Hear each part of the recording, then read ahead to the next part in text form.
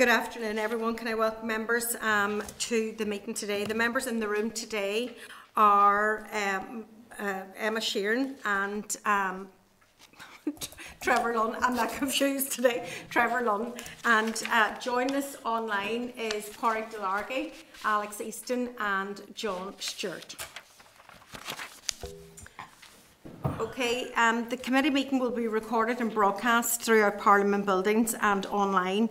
Members, you're welcome to use your mobile devices as long as they're in airplane mode. So at this point, we haven't received any apologies from members, however.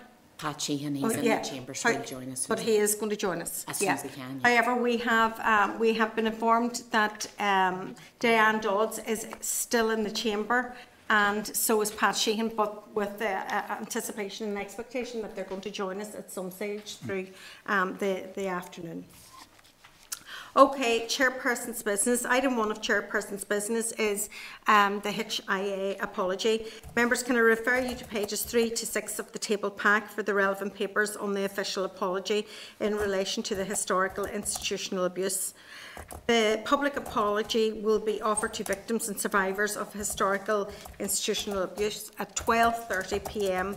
in the Assembly Chamber of Parliament buildings. The proposed format is as follows. The Speaker, Alex Maskey, will open the proceedings. The Commissioner for Survivors of Institutional Childhood Abuse, Fiona Ryan, will be invited to speak and will call for a minute's silence.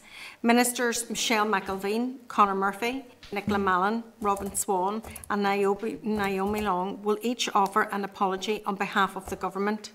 Apologies will be offered by 6 institutions found to have had systematic failings in the Hart report: the Sisters of Nazareth, De La Salle, Good Shepherd Sisters, Sisters of St. Louis and the Irish Church Missions and Bernardos. It is expected that the proceedings will last approximately 1 hour and 15 minutes.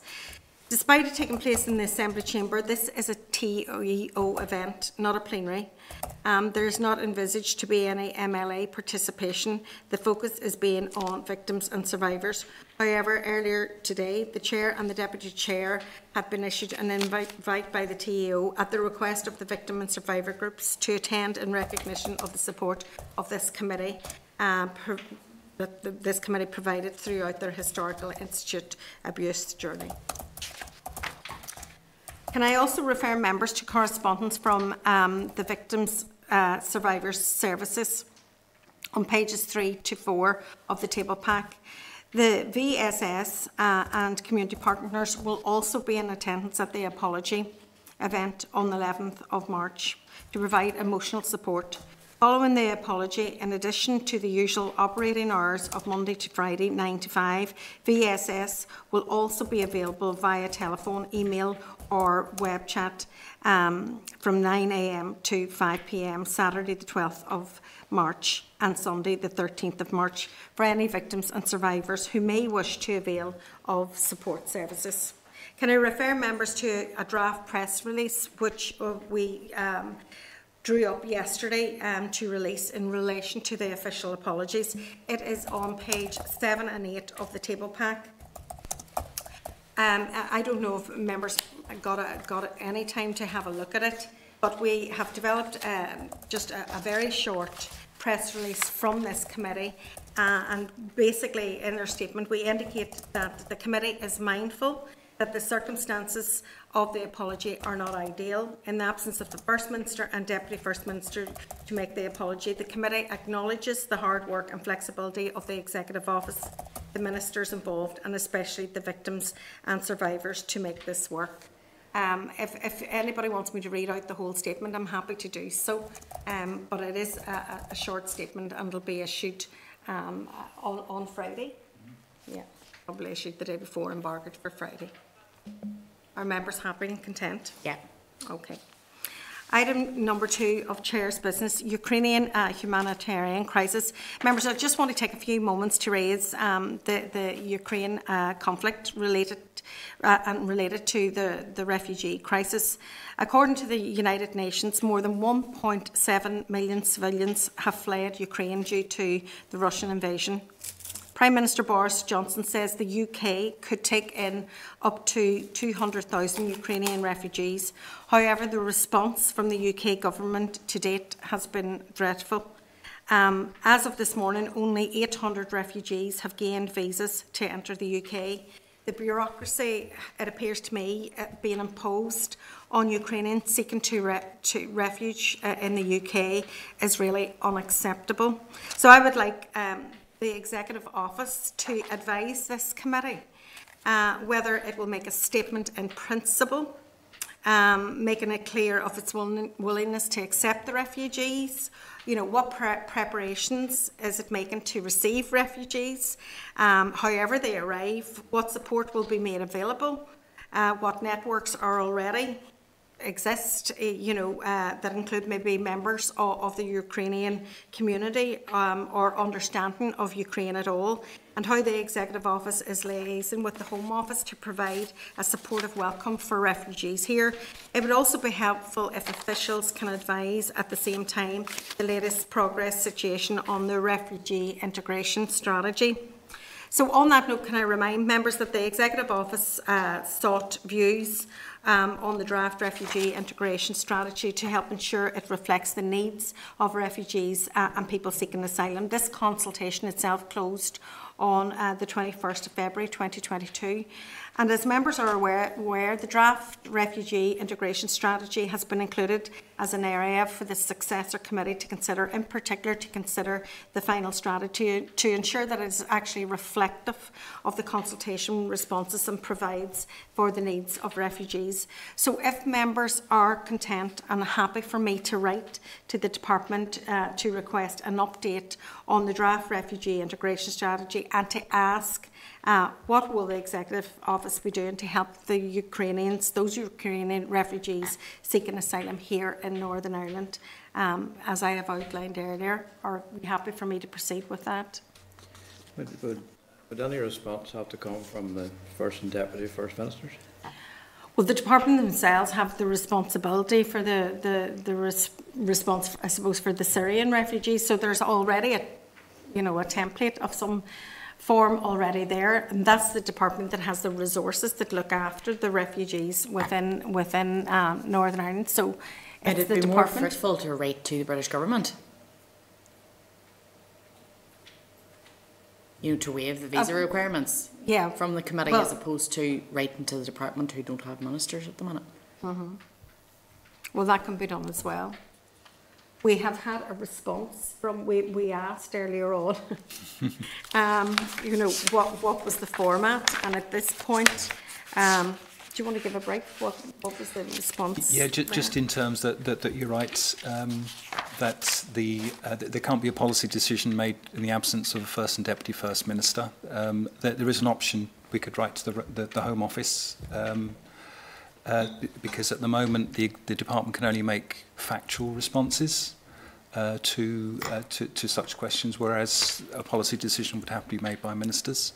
So it's up to members, but we could write to the Home Office, or we could write to TO as well, just asking if there are preparations for refugees in train, but the actual decision would be by ministers. I mean, the decision to let people in or get visas is the Home Office decision. That's the bottom line. But preparing to welcome and offer support for refugees when they come here is the responsibility of the devolved government. So who is making those preparations? Is the executive not meeting tomorrow to discuss this very thing? Party leaders. Party leaders are. Party leaders? Oh, yeah, party leaders are. Yeah. But it's the Northern Ireland Civil Service will be making the preparations. The responsible office is the Executive Office. So I want to know what preparations are being made. They're not going to start tomorrow or the next day. They're actually happening as we speak. They know Ukrainian refugees are seeking support and refuge here in Northern Ireland. They're coming to their families. So preparations must be made. And as a committee, we need to be informed of what those preparations are. I think we should be writing to the Home Office to ask them to waive the restrictions that they've currently got in place for anyone that's seeking refuge is the first point, and I absolutely ask about preparations, perhaps writing to the leader of the DUP to ask him if he will reinstate the executive to allow those decisions to take place. And this is a failure of the executive, that we're not here in place. Yeah, but that we're not in place to make the appropriate preparations for these people who are coming desolate, having to leave their homeland and family behind. And we as a committee are sitting here not even able to ask the department the questions that we need to ask them, because there is no First Minister in place, and therefore no executive in place. Chair, I think given that we've had another DUP minister on the media even last week suggesting actions that need to be taken in relation to Ukraine and to the crisis there, and calling for very extreme measures, I think that it's appropriate that we write to the DUP leader as the committee that works with the Executive Office. We cannot get decisions because of his party's decision to withdraw their minister, and we ask that they reinstate that minister so that those decisions can be made. I mean, these are extraordinary circumstances that we find ourselves in, and the fact that as a committee we can't get responses because there is no First Minister. Question from Padraig. Sorry, Padraig Delargy, do you want to come into the spotlight? Yes, can you hear me in the committee? Yeah, go ahead. Okay. No, it was just, I suppose, I agree with what Emma had said. I think our first port of call and the first thing that we need to do in preparation is to make sure that the visa requirements are taken away, that we're in line with what's happening in the south and in the rest of the EU, and that is a prerequisite to make sure that we know exactly what's happening first, and that of course the preparations need to be made here, but we need to seek clarity first and foremost from the Home Office to determine what we can best do in the north. So on that, we can actually contact the Home Office, make that request, obviously to relax the visa requirements that are currently in place.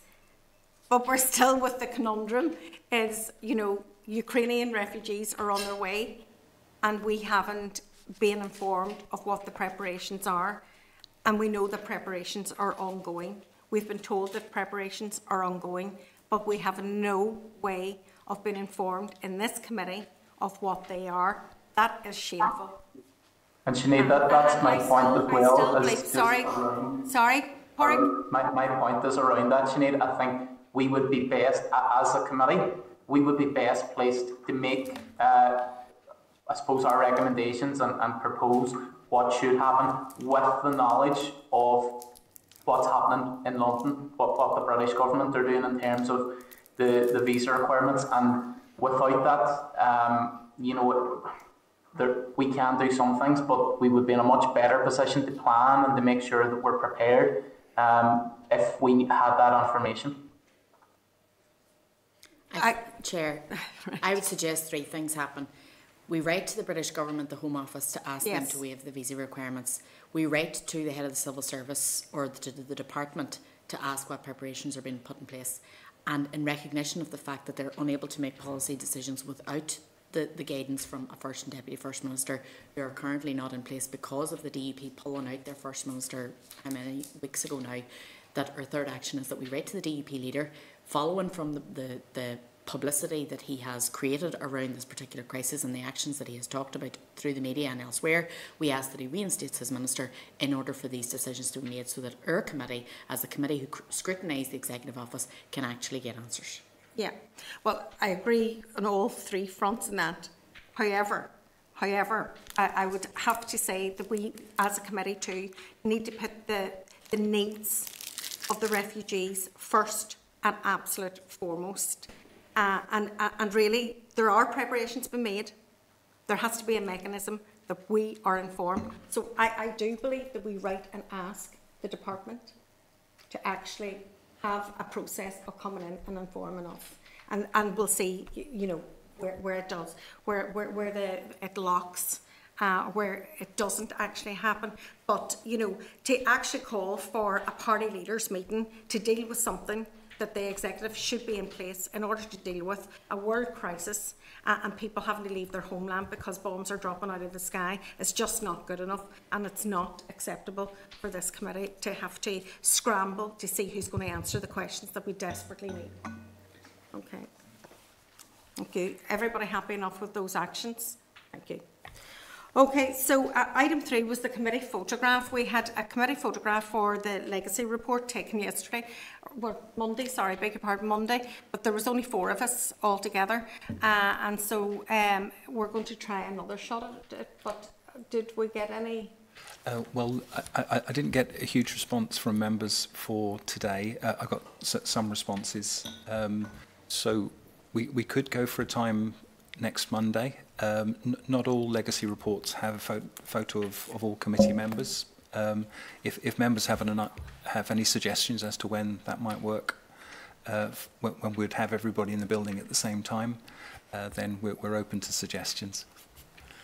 Apologies, I must give apologies at that stage because on Monday I should have been here and would have been here, but I had to do a meeting with Dominic Rabb in the city centre, which was delayed by 20 minutes. So otherwise I would have been here for 2 o'clock. So Mondays are normally good for... Right. Well, we'll try again on Monday. Now, however, there does seem to be a few members here today. I wonder, is there any way that we can get it done this afternoon by the time we finish? Because we've got... We'll warn off comms that might be an option, yes. Yeah, but we'll see. We'll see. Gary, you could... I'm quite relaxed about whether I'm in the photograph or not. Well, I was in the one on Monday. Yeah. You can't get to the next one. That'll be too bad. But you could think about insetting people who haven't attended. Just putting them in a smaller, wee box the way you do. And you'll never get the whole committee here at one time. I know, it's very difficult. We struggle to get them Present time, on committee day. So, yeah. Now, John Stewart has indicated that he has been dropping in and out. So, and he can do Monday. He's hearing this. Okay, right? That's grand. Item number 3 in the agenda is draft minutes. So, members, the draft minutes of the meeting held on the 2nd of March 22 are at pages 6 to 10 of the meeting pack. Members, if you're content that the minutes are a true reflection of the proceedings, I can get John Stewart to sign them because I wasn't here. So you are all happy enough. Of it as well, so. Okay. Item number 4, matters arising. Can I refer members to pages 12 to 53 of the meeting pack for the presentation by Women's Policy Group NI at last week's meeting. Just on that note, there will be a summary of the committee's stakeholder session which will be included in next week's pack. So I'll be looking forward to seeing that. And I suppose it's opportune just to remark that we had, yesterday was International Women's Day, and over the weekend many of us as elected reps attended events throughout Northern Ireland. And I think International Women's Day is a real time for us all to take stock and, just to kind of look at what we've achieved, where we've come from, and look at the journey of where we're going. And this year the theme of International Women's Day was break the bias.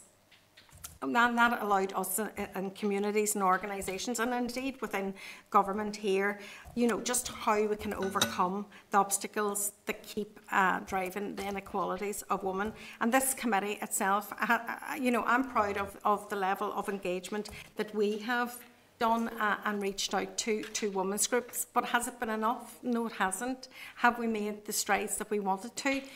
Even in this mandate, no, we haven't.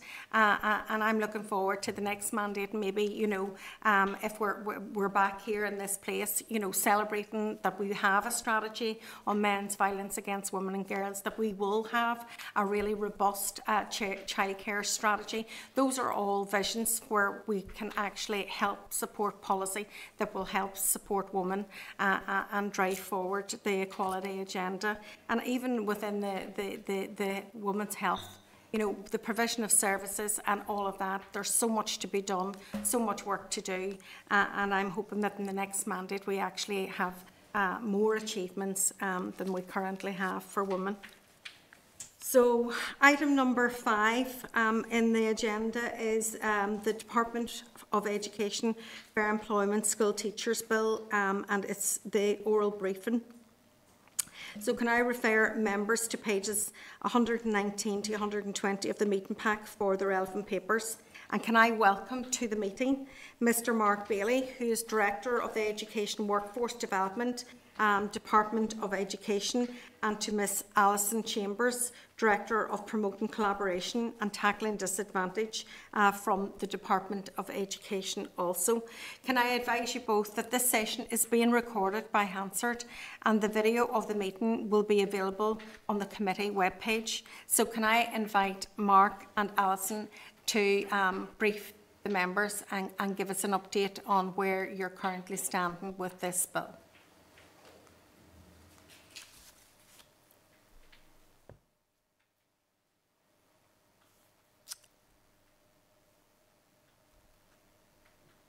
Sorry, we can't hear you.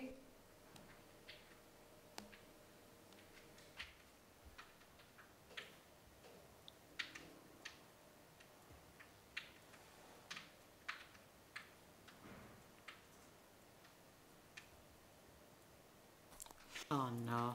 I know. We'll bear with you for a few moments to see if you can get sorted.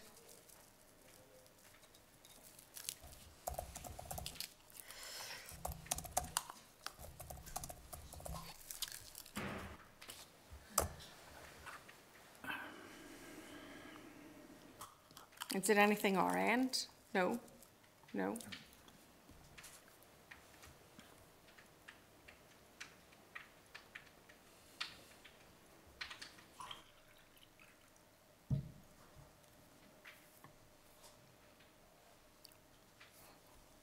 This would be a good time for a cup of coffee.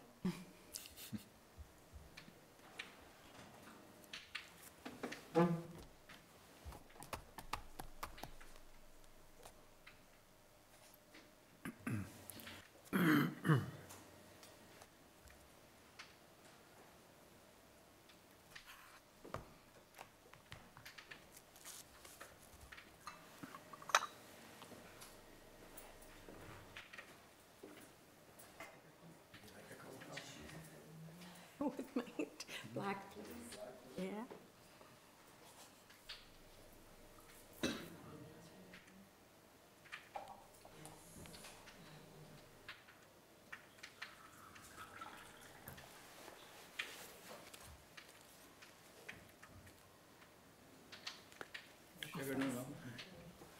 Are you still doing your plan? Well, not quite so good at it. Nightmare.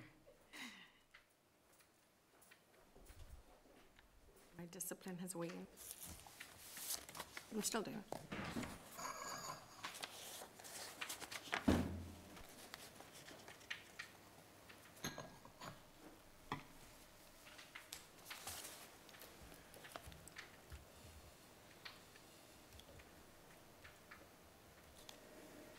Spend local cards, like I still have ones that are outstanding. People that missed the email and all. I knew the way then they've asked to send you the Excel feed. Yeah. This application has not been verified.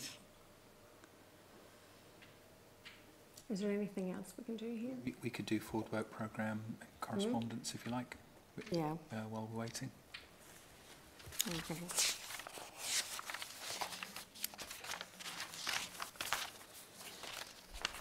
And we could do legacy now. We could, if Yes. if members don't have any sort of significant amendments to the legacy report, we could just pass it now and then. Yeah. Yeah, Okay. unless there's any discussion. Yeah. Okay. So while we're trying to sort this out here, giving Mark some time to sort it out, hopefully, we'll move on to item number 10 in the agenda, which is the legacy report 2017 to 2022, consideration of draft report. Members, I can refer you to pages 189 to 214 of the meeting pack for the relevant papers.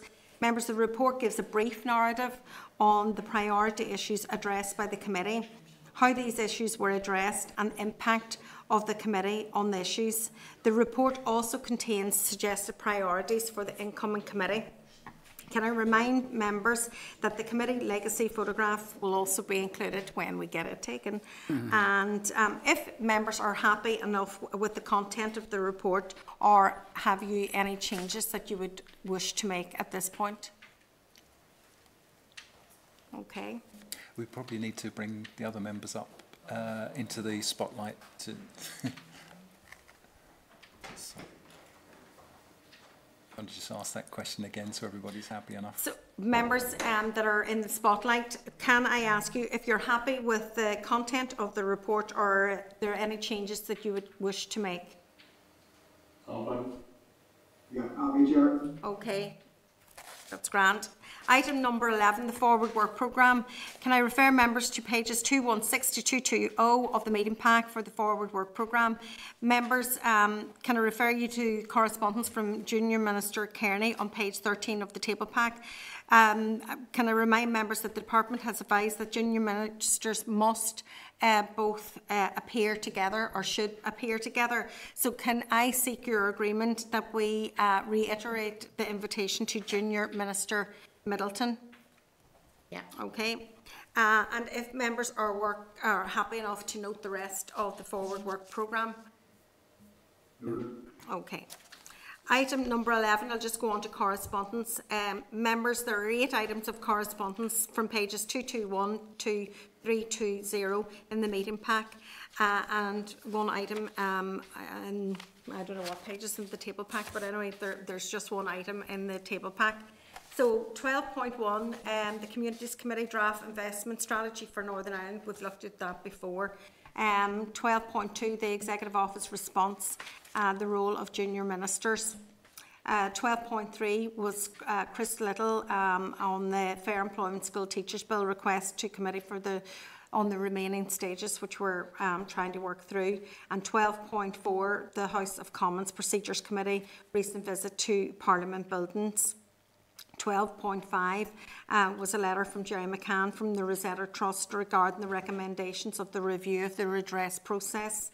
And can I remind members that the committee wrote to the Permanent Secretary to raise Rosetta Trust's concerns ahead of the official apology, and I know that there's been a lot of work going on with the officials and Rosetta in the past few days. So the report has been circulated to the Commissioner for Survivors of Institutional Childhood Abuse and Victim and Survivor Groups for comment also.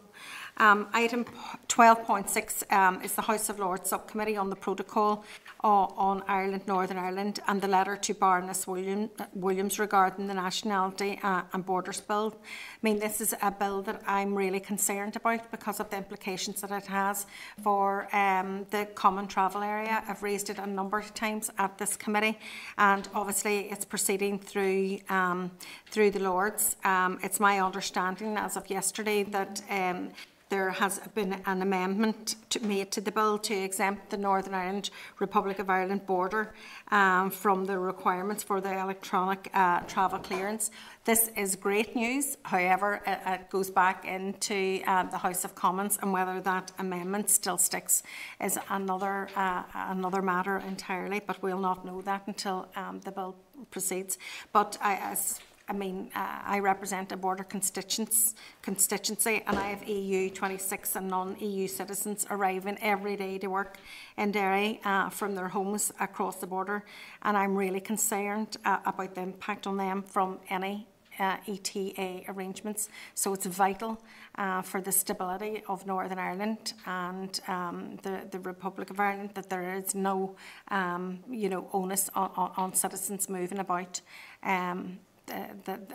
of an ETA. So we look at it and watch it carefully. So 12.7, the Committee on Administration of Justice can storm and roll back the the Home Office Hostile Environment Legal Research Report. That was a report that we received recently, and can I remind members that the chairperson of the Committee on the Administration of Justice has asked to present this report's key findings to the committee. So if members are happy enough to hear evidence, we've only a couple more weeks left, but there is a possibility we have slots to get them in. But it's a really good report, and it would be of value to hear the evidence. 12.8 is the Retail NI Future High Street Summit invitation, and that's an invitation to all committee members if they want to attend that event. It's in Belfast, I believe. It's on the 30th of March. 12.9, the Executive Office response to the Historical Institute of Abuse review of the Redress Board. And so if members are content to note the rest of the correspondence. Yep. Sorry, Okay. Chair, was that agreed to invite CAJ? Yes, absolutely. Members? Yep. Yes. Okay. So have we fixed our technical difficulties?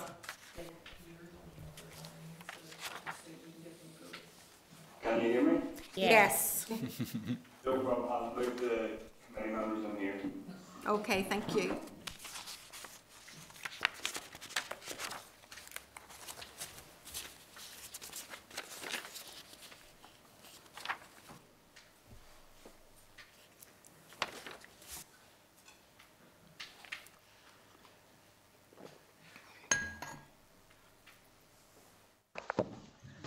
Sorry about the technical difficulties there, Chair. Can you hear us now, Chair? Yes. Yes, we can. Thank you. Thank goodness. Our apologies about the technical issues. So thank you, Madam Chair, for the invitation to speak with you today, albeit belatedly, on the Fair Employment School Teachers Bill.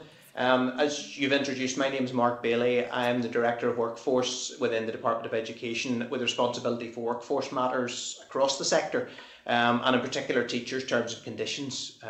I'm joined by my colleague Alison Chambers, who's the Director with responsibility for promoting collaboration and tackling disadvantage within the department. We're here on behalf of the Minister and really representing the management side of the education sector. And that management side is made up of represent the five main education sectors, comprising of employing authorities and sectoral bodies. And those are EA Education Authority, CCMS, NICE, the Council for Integrated Education, C&G representing the Irish Medium, and the Governing Bodies Association. With your permission, I just plan to say a short few words really about the department's and the wider education sector's position on this proposed bill. At the outset, I will say that the Minister and therefore the Department of Education is committed to delivering equality to all school sectors, and this includes consideration of an end to the Article 71 exemption of the Fair Employment Treatment Order, or FETO for short. Any amendment of the Article 71 exemption, which has been in place for decades, clearly impacts on all education sectors. That's maintained, controlled, integrated Irish language and voluntary grammar. The overall consensus within the education sector is one of support for the repeal of the FETO exemption. But we agree that we would have preferred more time for proper consultation and engagement to allow us to work through the practical implications of a smooth and successful removal of what has been a long-standing arrangement. The Education Minister met with Chris Little, MLA, in late June 2021, to discuss his private member's bill. And at that meeting, it was recognised that while legislative consideration may be appropriate, timescales and the legislative workload in the current mandate may prove challenging. And it was noted and agreed that the opportunity for full and detailed consideration would be important to the education sector, and the ministers continued to emphasise the need for full and open consultation on this issue. We'd heard nothing from them until the 17th of January this year, when it was introduced, or the bill was introduced into the Assembly, much to the surprise of both TEO and DE officials and our Minister. This was followed by a call for views, as you know, before the bill had its second reading in the Assembly. And we're not clear who within the education sector was asked for their views, but it was always our understanding that this was a preliminary call for views, and the committee stage would provide the opportunity for full and detailed consideration, as is normal practice. It's also been reported to us that in giving evidence, sectoral bodies understood that this was a preliminary discussion and there would be further opportunities to brief the committee. On the 15th of February, the Speaker wrote to MLAs to advise that this private member's bill, among others, would not complete its passage within the current mandate. However, on the 2nd of March last week, we were advised that your committee had taken the decision to progress the bill with the further consideration and final stages all to be progressed in week commencing the 21st of March, although I understand that the consideration stage is now to happen sooner than that. You'll be aware that the Minister then wrote to you on the 4th of March to raise her concerns about the speed of implementation without sufficient time being given for consultation. And as I've outlined, this has been echoed by the managing authorities and sectoral bodies. In giving evidence to this committee, a number of organisations have raised issues which will need full consideration to determine the most appropriate approach and to understand the practical implications for a smooth implementation. And I'd like to very briefly highlight just a number of these now. During their oral session with you last month, the Equality Commission noted that when the exception is removed, schools, like other employers, will no longer be able to lawfully discriminate on the grounds of religious belief or political opinion in the appointment of teachers, either in the initial recruitment or in the case of promotion. You'll be aware that removal of the exemption will place a set of statutory duties on education employers, and those include the registration of the Equality Commission, monitoring of religious composition of the workforce, regular reviews of recruitment, training and promotion practices, and where appropriate, an affirmative action plan. In practical terms, within this sector, each school is an individual employer. And the Equality Commission gave evidence that all schools with more than 10 employees will be required to monitor community background of their teaching staff, to carry out Article 55 reviews of their teaching workforce, and to review their employment policies and practices in relation to the employment of teachers. The Commission suggested consideration of a staged approach to implementation that would potentially allow for anti-discrimination provisions to come into force when the mechanisms for monitoring are put in place. CCMS, who gave evidence also, have advised that when they met with you on the 23rd of February, there was no expectation that the bill would complete during the current mandate. If they had known this to be the case, they would have requested further engagement with you to discuss issues of concern regarding the implementation process, including the use of the Certificate in Religious Education, which we understand to be outside the scope of this bill. I understand also that the Transferors Representatives Council noted the potential risk of discrimination cases if the removal of the exception is not managed properly. I'm sure you will appreciate that the introduction of this bill has the potential to be a significant cultural change for many within the education sector and poses a real logistical challenge if it is not managed properly and effectively across the system. As one example, there are over 20,000 teachers currently employed in Northern Ireland. Their employers do not hold the community background for those staff, but they will be required to capture that data to allow them to adhere to the requirements of the Equality Commission. This will be a significant manual exercise for them to prepare and communicate to their staff, to manage the response, and then to make a determination where responses are not forthcoming. We fully recognise that this is a common requirement, but given the long-standing exemption and the bulk implementation that would be required with very significant numbers of staff, and the complex nature of the education sector with multiple employing authorities and different reporting arrangements, time is required to prepare staff for the change to ensure that we're in a position to report to the Commission both accurately and consistently. However, notwithstanding the issues that I have referred to in representing stakeholders' views, the Department and the management side of the education sector do support the repeal of the FETO exemption.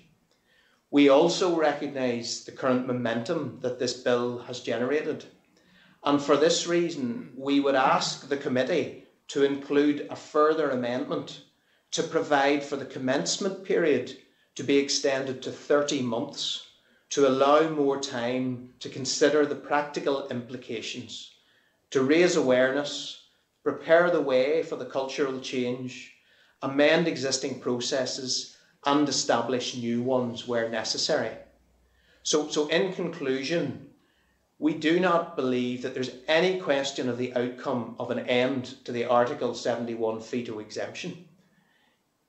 However, on behalf of the Minister and the wider education sector, we're here to articulate concerns about the timescales proposed and to ask for an extended commencement period of 30 months to allow for a resolution not only of those issues that I might have just raised or others have raised, but also for those which would not have the opportunity yet to fully consider and identify. Thank you, Madam Chair. That concludes my opening remarks. Thank you very much, Mark, for that and being so frank with us. Correspondence was sent to you, to the Department, on the 31st of January 2022 for comment on the bill. Why has it taken you so long? Why did it take you to the 4th of March to provide the letter that you provided? It was always the understanding that, from our perspective, that the committee stage was when we would engage fully in this process in terms of the consultation that was required. And the letter that was sent on the 31st of January, you're absolutely right, a letter was sent, but it was not specific in asking for the Minister's view. It was just informing her of a call for views. But that aside, Chair, the key thing was we always expected the committee stage, as is normal practice, to be the main consultation period. And that was when we and a number of other employing bodies and sectoral bodies were planning to engage in the process rather than the call for view, the initial call for views, which we thought was a preliminary process. Mark, you will know as well as I do, much better than I do in fact, but the removal of this exemption has been debated for many years now, with increasing cross-party support for its removal. So what has the department been doing to looking into the potential consequences of that removal and how to manage it? And this, you know, I know that you're saying the implementation, you require longer time. This is not, you know, you're not creating a new wheel here. This happens across society in many organisations. The structures are in place to put into place for this. Where do you see the real substantial difficulties? Well, I consulted recently with all of the management side, as I have made reference to, that was both last week and yesterday, and in terms of performing this response, because this all has happened very quickly in the last few days in terms of the process accelerating in this mandate. There are quite a large number of significant issues that the management side are concerned about that will take time. For example, I have no idea at this stage what due diligence has been taken forward. As you know, this is an executive office led piece of legislation, albeit it impacts on the education sector. So we need time to understand what due diligence has taken place in terms of legal advice or consequential amendments. I outlined some of the cultural issues there, but I think those will be quite significant because of the length of time that the exemption has been in place and the complexity of the education system. There are a number of different processes in various different sectors, be it recruitment processes, be it reporting processes, data gathering, and we suddenly have over 20,000 teachers that we will need to implement a process for. So there's a whole series of steps we believe we would need to work through properly to ensure that our reporting is consistent and is accurate, and that actually we are complying with the requirements properly. And a number of other things, Chair, too, if I may, that we have not had time to fully understand what costs are likely to be involved in this, because there are a number of implications that our management side colleagues are raising that they haven't had time to think through, and they need to take more time to do that. So it's the unknown issues that particularly cause us concern. But we do recognise that this will happen, and really what we're seeking is an extension in terms of the time before it takes effect to the 30 months, because we believe that's what we would require to make sure that it's done properly rather than rushed through. And I suppose that's why in the bill itself, that the bill sponsor has put in, a 12 months before it's actually implemented for all of those reasons, so that the sector itself can get itself organised in order to implement it. The Catholic schools sector told us at the committee that they do not invoke the veto exemption to preserve their ethos, and they were very, very supportive of it. And in fact, all the evidence that we took, we didn't have any, substantive concerns expressed to us at all. There was no major pushbacks, in relation to time. Issues regarding phasing were raised by some of the consultees, but nothing major was raised for us here at committee. So we were happy to progress at pace in order to get this bill through the current very short mandate that's left, the process, and we were happy to do that because we know that the landing space for this, as you have said, Mark, is that this exemption this article is going to be removed at some point, and so the department, from my understanding of what you're telling us, your concern is about time to prepare for that exemption process. So, look, I'll leave it at that from my perspective, and I'll open it up to other members who may wish to explore other avenues with you. Can I bring into the spotlight John Stewart, please? Yeah, thank you, Chair. Thanks, both of you, for the information and presentation today. I have to agree with the Chair that I am a little bit frustrated by this. I think as a committee, we have tried to do all we can to expedite this process, given just how narrow a piece of legislation it is, the fact that it has overwhelming cross-party support, and that the overwhelming majority of feedback on any consultations were in favour of it. I missed, due to drop out on my line, some of what you said around where you felt it was lacking in consultation. I'd be interested to hear just where you think that should be, and apologies if I did miss it, where you think those gaps are. And I'm assuming what you're saying is that the call, both from this committee and from the sponsor, to expedite the process so that this could happen in this mandate, you're now saying basically can't happen if the Department of Education gets its wish. And if I could add in the third bit, I mean, I just do not accept, I appreciate you're saying that changes need to be introduced and that time needs to be bedded in, but no sector that I could possibly imagine would require 30 months. I find that utterly over the top. How on earth it could take nearly 3 years to get the ducks in line to ensure that this anomaly was taken out and that corrections were made to processes.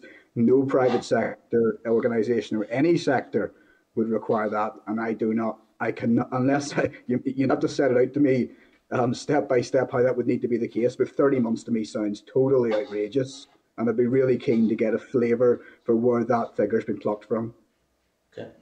Okay, if I may comment on a couple of those points. You made the point there, John, about whether it can, where you're suggesting we say this cannot happen. That is not the case. What I'm suggesting here is this can happen and this bill can go through, but we are looking for an extension in the time to allow us to prepare for it. I'll come on to explain some of the rationale for that in a moment. But the actual education sector, I believe, has come a very long way because all of the parties are saying this is the right thing to do. And that has not, until recently, always been the case. So this bill has certainly taken the education sector parties to the same direction of travel. But as recently as yesterday, when I met with all the employing authorities and sectoral bodies, they were expressing concern about the 12-month timescale that's in the current bill.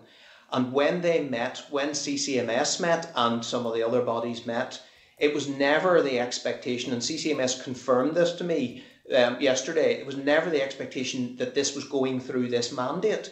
They're absolutely in agreement with the direction of travel, but because of the complexity of the education system, because of the 5 different sectors and the historical arrangements in terms of how they are managed, run and processed, the requirements that the Equality Commission will have, I accept they are the same as every other employer, but we're now talking about 20,000 teachers all in one go across 5 different sectors with different reporting mechanisms, that we would need to manage that and ensure that we deal with all of the issues. And we want to do this properly, we genuinely do, and we want to bring the staff with us because it will be a cultural change. I don't know, Alison, if you want to comment on that. Yeah, no, I think we need to look at, the communication strategy around this. There is very broad support for the exemption being removed, as you say, and we fully concur with that. But I think in landing it within the system, we need to look at communications, we need to look at systems, we need to look at data gathering. Is that going to be manual? Is that going to be, through some kind of database? Does something need to be procured? What's the impact on various policy initiatives? What can things be changed to help this land more effectively in the system and encourage and give confidence to teachers to start to look for employment in other sectors that they might not previously have done. So I think, as Marcus said, to do this justice and to make sure that we get it right and that it's not rushed, we would prefer the time was extended a little to let us look at all of the various outworkings of the implementation of the bill, but we certainly support the committee taking the bill through in the time that it's taking. Okay. If I could just to get my head around that, then if it was to happen in this mandate, then it's the concerns of the sectors that the 12-month period isn't long enough because they wouldn't have had time to prepare. Yeah. Do you still believe there's time left in the mandate, which is running out into 3 weeks now, to do what needs to be done to get it passed in this mandate? Because I think we're all conscious that this could have been done in 2015, 2016, 2017. Time has marched on. We don't know where we're going to be, particularly in the next mandate. And this is one aspect that, looks like quite a simple change that we could have implemented now. Is the time still left to do that? And what you're saying, if I'm getting this, is that if it is done in this mandate, it has to have that amendment in to give it time to bed in.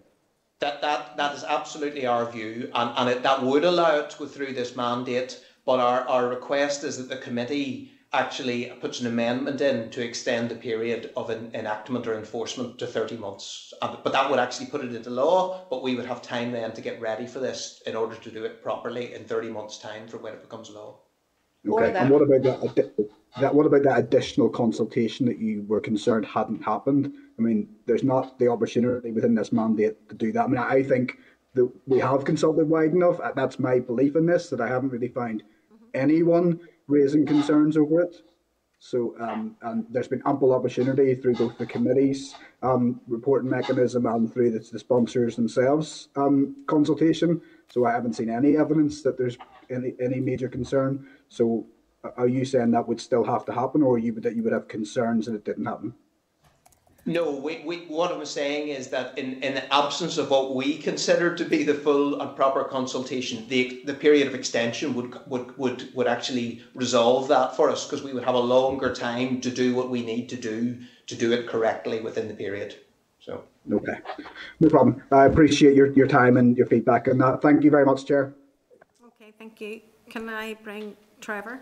Okay. Yeah, thanks, Chair. Well, I think John's actually asked the questions I wanted to ask, but just for clarity, are you satisfied that with the level of consultation and scrutiny that has happened so far?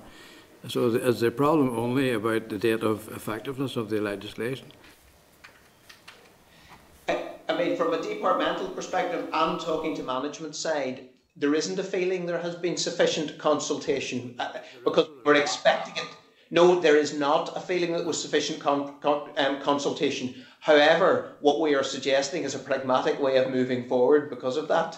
And so we are suggesting that this amendment to the bill would allow us to use that period in order to make sure we do it right, which would effectively take account of our view that there was insufficient consultation. Yeah, but if we manage to get the bill passed in this mandate, the time for consultation has really passed, hasn't it? Yeah. The various authorities have had ample opportunity, we think, to give us their views.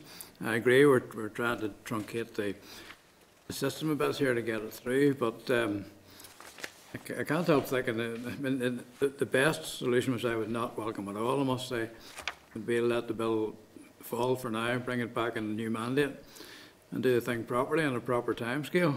But I really don't see the need for that, because we've done our job, and it's a one-line bill. I can understand the ramifications of it from your point of view, because you've got to actually get this. Whether 30 months is correct, or I wouldn't really know. But 30 months from now is better than 30 months from whenever this assembly comes back and manages to pass the bill. It could be Christmas. So I would rather get it done now, if that's possible. Yeah, and that's what we are proposing. In that, you're absolutely right. The time for consultation will finish if this bill goes through now in this mandate. But the 30 months will allow us to ensure we will be involved with all of the sectors to make sure that the outworking of it is appropriate and it is done in a proper manner across the whole of the sector, and we bring our staff and our whole sector with us. Okay, thanks, Chair. Thank you. Thank you, Chair, and thanks to you both. I just happened to be speaking to the bill sponsor, who's waiting to come in next, and he was suggesting perhaps, what would you call it, maybe some sort of a workaround where you would shorten the 30-month to 24 months. Would that be something that you would consider, that 30 months seems excessive, but that he would compromise? The 30 months is an educated guess. It really is. It's very hard for us to define, because we, as I've said earlier in my opening remarks, we don't feel it has been fully thought through, and we think there are unknown in this. So from an education sector, we would definitely prefer the 30 months. Ultimately, an amendment to this would hopefully come from the committee itself, and we would be asking for 30 months and the maximum amount of time possible. I mean, they're always, I guess, our concern really is that we have not had time to fully work it all out, but we feel, having spoken to a number of different parties, that 30 months is around about the right time to ensure that we can deliver it safely and appropriately. So no to the compromise of 24 months then? Well, it's not my decision, in that, you know, we would seek to have as much time as we possibly can. And ultimately we want to have the maximum time. We do believe 30 months is what we think we should have, but you know, it's not my decision nor the sector's decision. I suppose it comes with the legislation. I'm just giving you what the views are that have been passed on to me on behalf of the sectoral bodies and the employing authorities. Okay, thank you. Okay, can I bring Pádraig Delargy into the spotlight, please?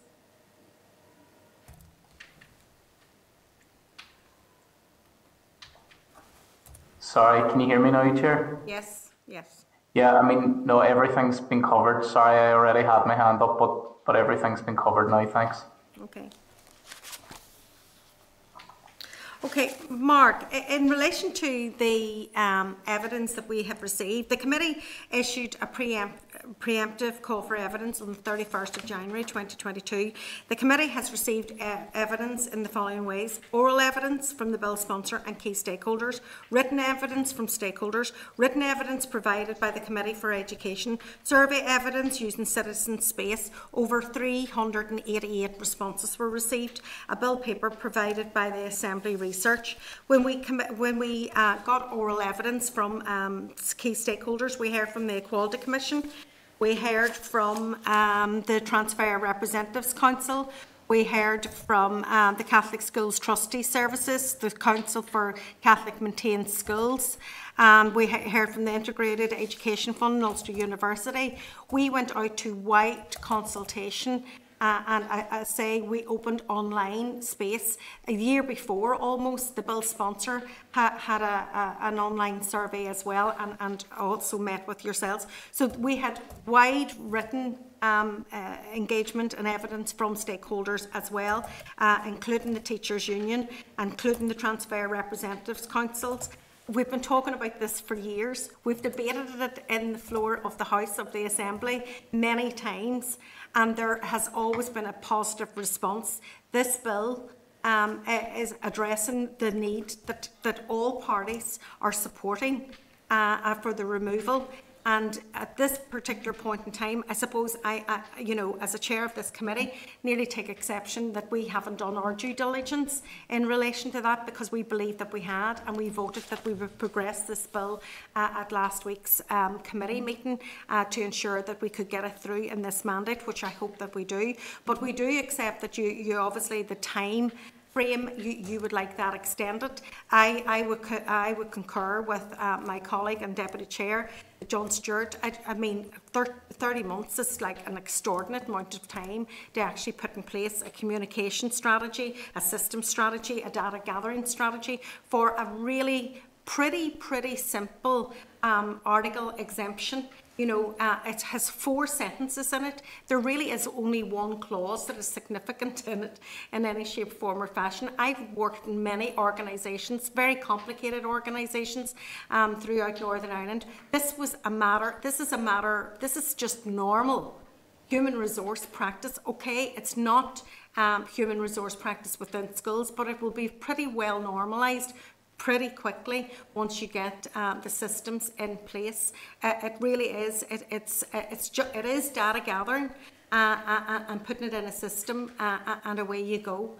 And it allows and opens up the recruitment situation for jobs within schools that is not based or not taking cognizance of a person's religion. And I think it's good for the system, it's good for Northern Ireland, and it's good for education, and it's good for your department as well, and gives total transparency to what is going on in our schools and in our environment. And it's the direction of travel that Northern Ireland and our citizens want to go. I too would, we all want to compromise, we all want this through, and you've expressed it yourself that this is going to happen. And I would like to think that we could do it in less time than 30 months. And obviously we as a committee need to give due consideration to what you have told us. But, again, I will come back to you and ask you, is this, if we say as a committee today that we would maybe go forward with an amendment to extend that in that compromise way to perhaps 24 months, are you as a department saying, well, we can't do that, we can't work with you, we're going to let the bill fall because you're going to object to it? All I'm saying, Chair, is I'm not empowered to say anything different at this stage. And that, the advice I've had is around the 30 months extension. So I'm not in a position to say anything different to that at this stage. That doesn't mean there can be conversations outside of this session to see if something if 24 months is more appropriate. But I can't confirm that now, just because of I don't have the authority to do that. I appreciate that, Mark, and we're putting you probably on. I'm putting you in an awkward position, having to try and work with us in that. But from a committee's point of view, I suppose we want to see this happening. That's why we've worked really hard as a committee to progress this at pace. And that's why the teams have been working practically round the clock last week, pulling all of the information, and the consultation, the online consultation finished just on Monday of this week as well. We were really pleased with the evidence that we actually received. There was concerns that, if there was maybe significant opposition to the exemptions, then this bill wouldn't go through. But we met nothing substantive at all on our journey. And we, as committee members, want to deliver on this bill if we can, within the time frame that's left to all of us. And I know that your department has indicated their wish to see this article removed as well. So hopefully we can work together, get the job done to the satisfaction of everyone. And if nobody else has any questions, everybody's fine, okay? Can I thank you very sincerely for coming in and putting across your point of view and expressing your concerns and your solutions for us to reach the compromise that we possibly all of us we're all in the same place in terms of delivery. Thank you. No, thank you, Chair. Okay, thank you. Okay, I think the best thing now is to move into our next oral briefing.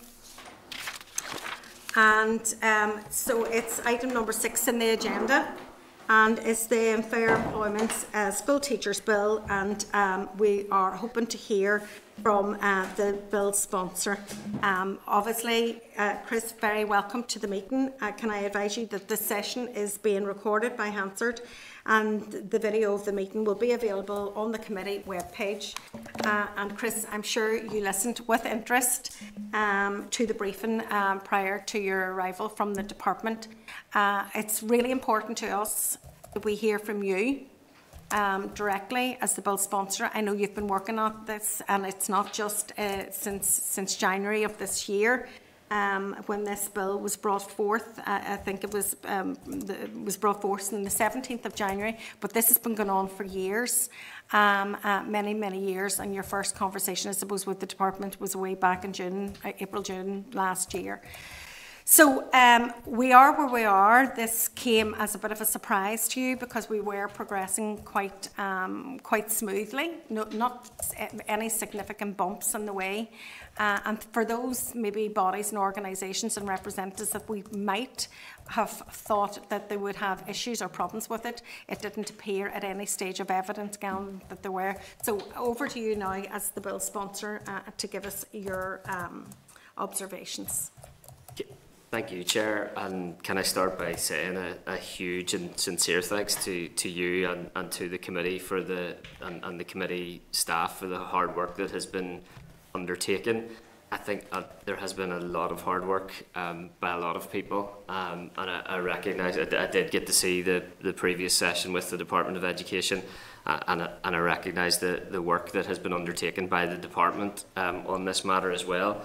All of that has allowed some positive progress to be made to the extent that there does seem to be a real opportunity here for the bill to pass before the end of the mandate, and as you say, the journey towards that started a long time ago. The final proposal for the bill was submitted in June 2021, and there has been considerable consultation since then. I can detail that if necessary. I don't think it is necessary. I think in terms of acknowledging the positive progress that has been made, the Fair Employment for Teachers Bill received unanimous support at second stage recently, and the Executive Office Committee has completed a robust committee stage as well, albeit with proactive consultation to allow that to happen. The second stage debate demonstrated widespread support from all parties. Again, that's on Hansard. I'll not go through that in detail either. But there is a real possibility there for the bill to pass. The Business Committee on Tuesday, the 8th of March, provisionally agreed to schedule the time necessary for the remaining stages for the Fair Employment for Teachers Bill to pass. And I think that's a really positive development as well. As the Department of Education officials confirmed, I met with the Education Minister and having watched the evidence session from the Department of Education officials, I think I've noted the concern, which seems to focus in on the time needed for a managed implementation of provisions, and obviously that relates to clause 3 of the bill in terms of commencement, which at the moment says that the end period for that should be 12 months. I noted that 30 months was mentioned as an amendment. I'll put this positively, I would wish for the education sector, all sectors, all bodies involved, to have proper time, appropriate time for managed implementation. I think it's really positive that such a consensus has emerged around removing the exception of teachers from the Fair Employment Treatment Order, and I think everyone's collective efforts in yes, maybe a shorter space of time that would normally have been preferred, but we've worked hard, we've focused, and there is that positive development that consensus has emerged. I think, like I agree with you, Chair. We have to avoid that. Whatever that time period needs to be, we should make sure we get it right so that the bill can pass. Then, that was the first time I'd heard 30 months. So I'm giving it in-flight consideration here, and I've tried to look at it from a school year point of view. To be fair, and that 30 months would give the next school year and another school year after that.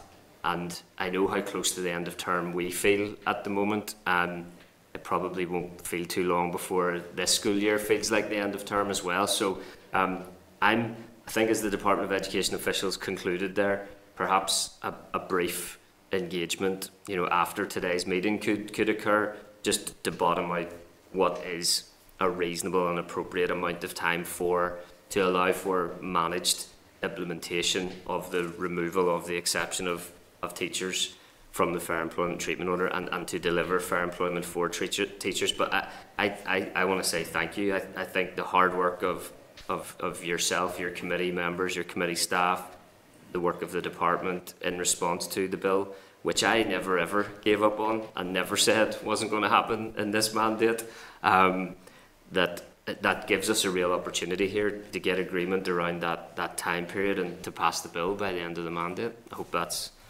helpful. Yeah, thank you. I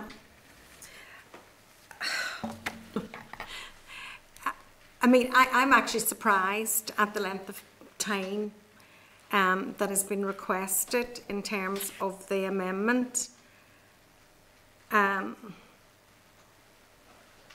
Literally, that's actually nearly 2.5 years. Well, it's 2.5 years, but in school terms, it's like three school years, So if somebody, our young teachers coming out of university, now this won't be in place for them until they're working for 4 years, and that's what I'm really concerned about. It's, this is something that has such positive consequences for our young teachers, and yet we're delaying that positivity for years into their working life. Those that are in colleges now doing teacher training are not going to have the benefits of this exemption for many years into their working life, and that's it just seems a bit over the top. I agree, Chair. I'd be glad to engage, proactively with the committee, with the department, to make sure that whatever extension is granted by way of an amendment, that it's fair, it's appropriate, it's reasonable. Is there anybody any other questions that they would like to ask, Chris? Yeah, I wouldn't mind. Sorry, yeah, Trevor. Okay. You talked about the number of school years involved, Chris. What's the optimum time when teachers are being appointed in our system? I'm thinking that 24 months from now would be March 24, which would allow a fair opportunity for an intake of teachers with this exemption in place in September 24. So I mean, it was John Stewart's suggestion, 24 months. What do you think of that? That was as was kindly alluded to.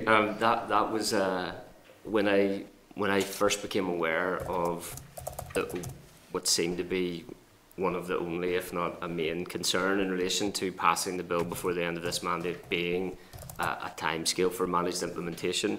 My own reaction was that a reasonable extension might be 24 months. 30 months was the first time I had it, and I as I say, we'll probably not have that detailed discussion over a committee table today, and I'm more than willing to make myself readily available to discuss it. But and members did try to establish the substance of the 30 months, because I think if we can agree on the removal, and we can agree to do it now, that I don't think anybody would wish disagreement around the time that's needed for implementation to prevent progress. But yeah, to answer you straight, Trevor, 24 months was the extension that I had in mind as being a reasonable extension. Yeah, I mean, I'm not being critical of the department at all here, but they would naturally err on the side of caution and give themselves at least as much time as they think they need, and probably add a bit on. Yeah. I really do think an amendment to change that 12 months to 24 would take care of this, really.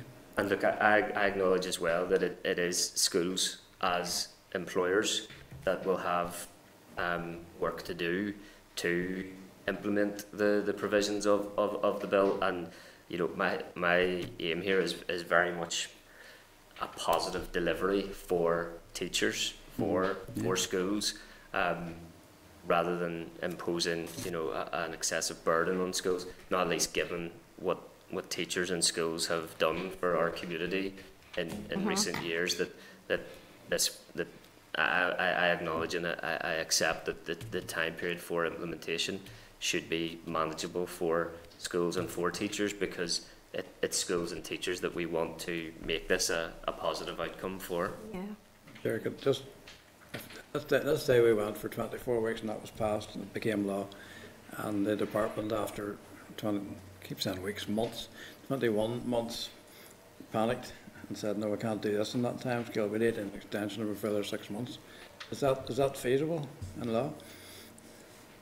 I imagine it would be possible to amend the legislation, and again, I can't imagine anyone would you know, seek to be preventive of due process if it was necessary. So yeah, I get what you're saying there. There could be further flexibility.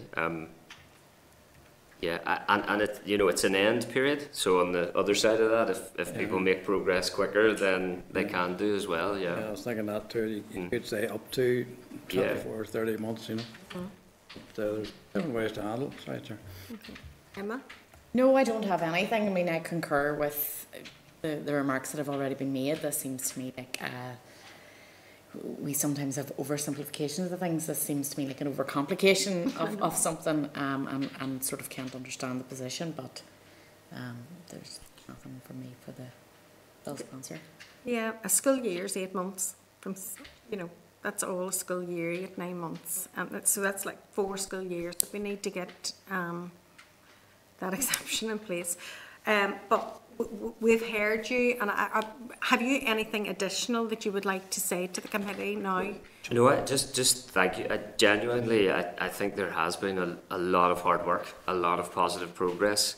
It feels like if we can, between myself, the committee, the department, who have that contact with the managing bodies, if we can promptly agree insofar as possible an extension of that implementation period, then it feels like this assembly collectively, you know, with all our effort here, can pass a bill that delivers fair employment for school teachers, which to me feels like a really positive outcome to have achieved by the end of the mandate. Yeah, and I think, you know, there is a bit of a feel-good factor within the Assembly at the minute, because we've got really positive bills going through. You know, that is a legacy of the collective of all of us, but the beneficiaries are our constituents, and this is one that bill that has benefits for all. John Stewart has his hand up, so can we bring John Stewart into the spotlight, please? Yeah, thanks, Chair. I thought you'd forgotten about me, but I knew that wasn't possible. John. Chris, thanks for coming along at short notice. I just want to again congratulate you and everyone for getting to this stage. I know last week we were all calling for it to try and be expedited, to try and, you know, get it done within this mandate, and it does now feel much more positive than it was. I think it is still doable.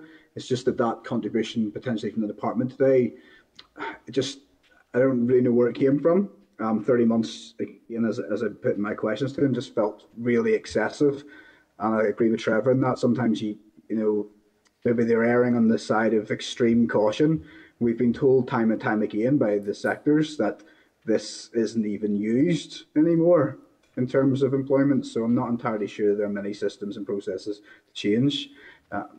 Maybe it is a negotiation from the department to the committee to try and find a middle ground. And if 24 months, if you're happy with that and we're happy, if that's what it took to get done this mandate, given that we don't know where we're going to be in May, and you've made the point in the past how quickly time can lapse between functioning government here. Maybe that is something we can all agree on, but maybe it's a chat for tomorrow or later in the week. It's just I'm conscious of time. I'm just interested to think, would that be something you'd settle on potentially to get this done?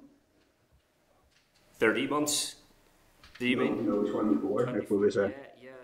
That was my, as I said to Trevor, that was my initial reaction, that a reasonable extension might be 24 months. Although I absolutely accept that the Department of Education are engaging directly in on a day-to-day basis here, not given the the ease of access and the contacts that they will have with bodies that are speaking on behalf of schools and teachers. And there would be no desire. The desire from all of us is for this to be a positive development, not to put undue burden on schools or teachers.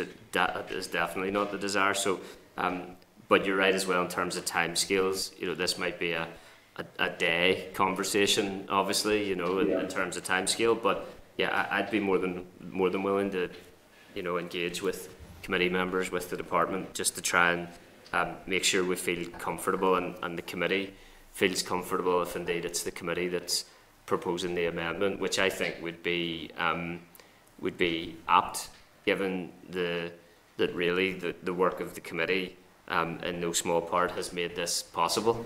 And I acknowledge that. Yeah. Just a final thing, Chris, in terms of, you've obviously been corresponding with the Speaker's Office and the Business Committee, and their feedback to you, with or without an amendment, there is still the bandwidth and the timetable available to get this through each of the last 3 stages within the next 3 weeks. They've communicated that to you now. Am I right in saying that? Yeah, I think without speaking on behalf of the Business Committee, a week is needed for amendments. So obviously none of those stages have been scheduled for next week. That would create the time.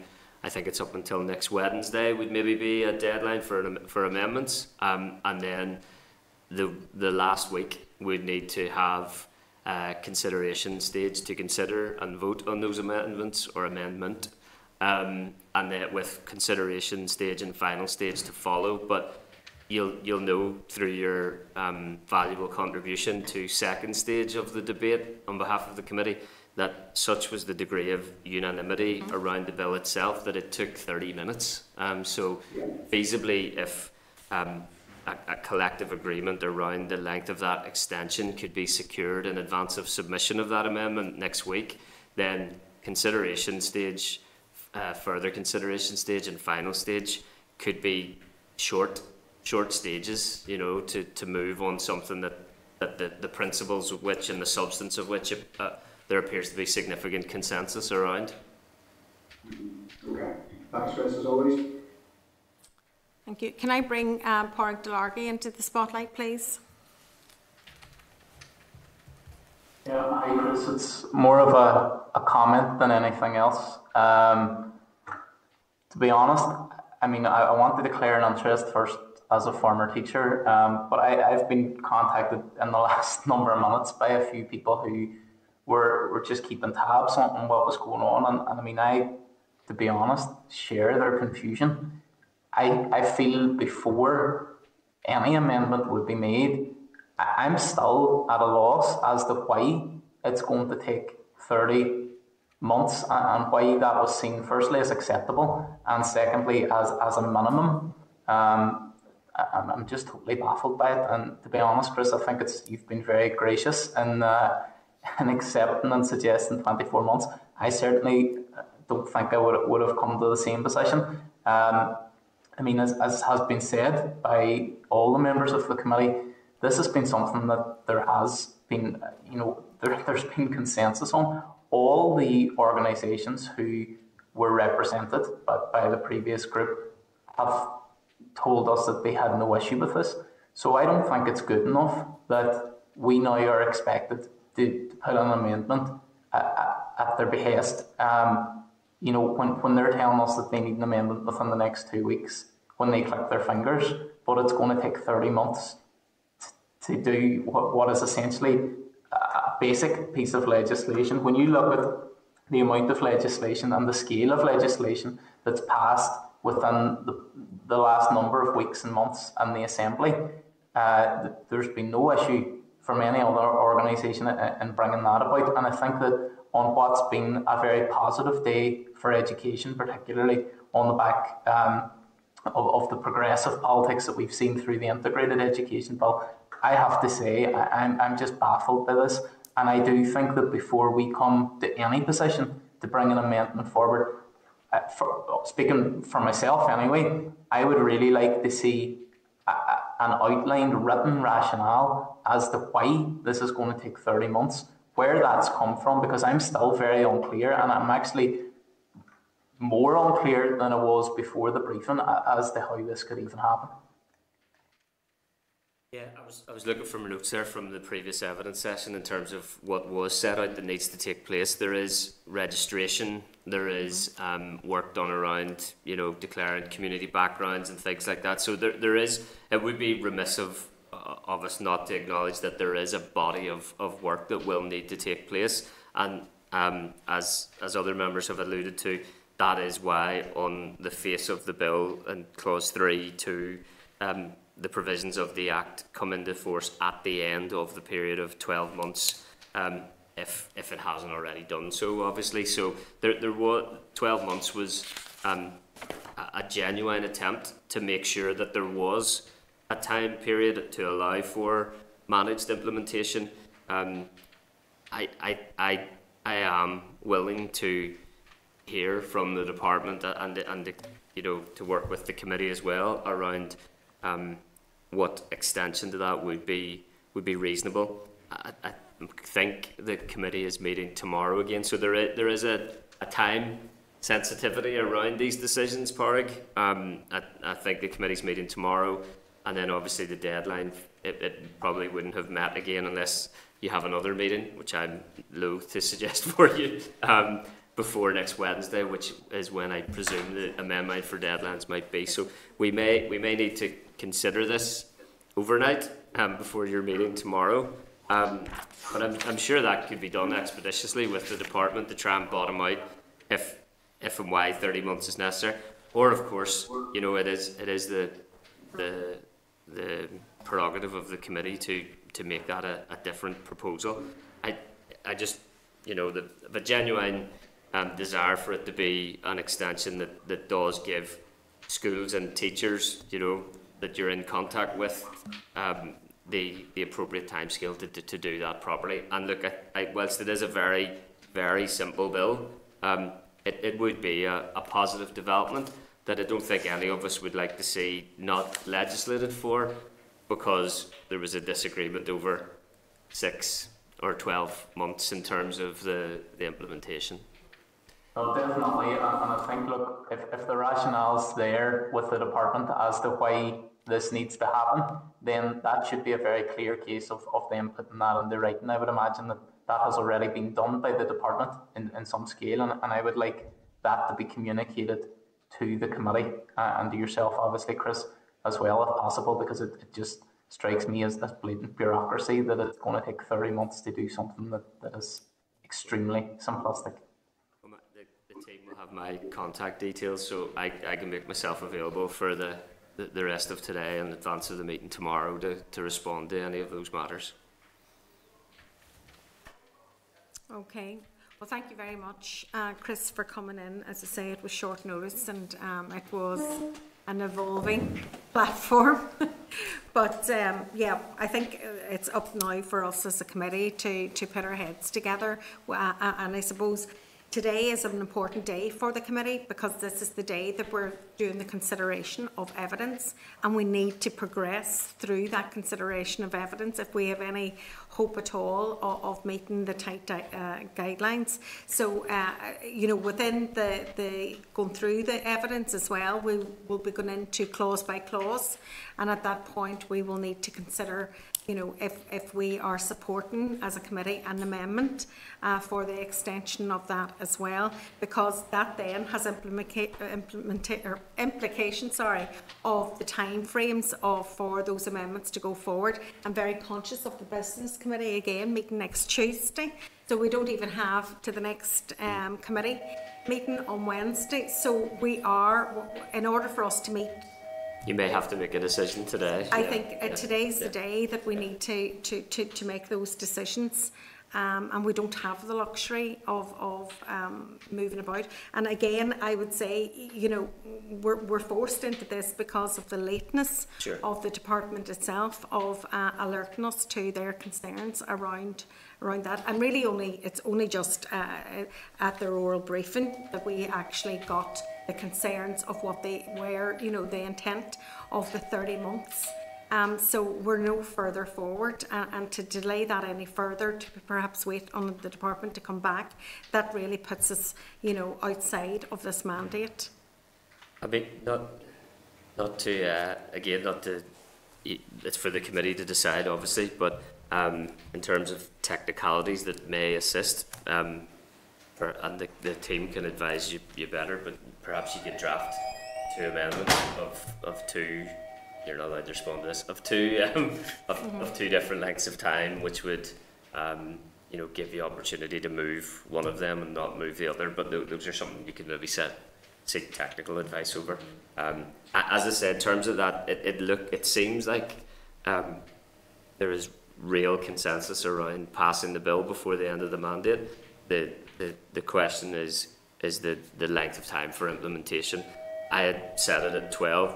Because at the time I had considered that to be a reasonable amount of time. But if schools and teachers are suggesting that needs to be extended, I think we should heed that. And if 30 months is deemed to be seemingly excessive, then perhaps 24 might be more reasonable. But so grateful for the time today and the opportunity that seems to be there as a result of the really hard work of yourself and the committee and the proactive way you've responded to this, that it looks like there's a real opportunity for myself, the committee, the assembly, the department to work together to pass what is a simple but a significant, you know, reform. Yeah, absolutely, and be rest assured we'll give it our due consideration this afternoon. And thank you very much again for coming in and sharing your thoughts with us. Thank you.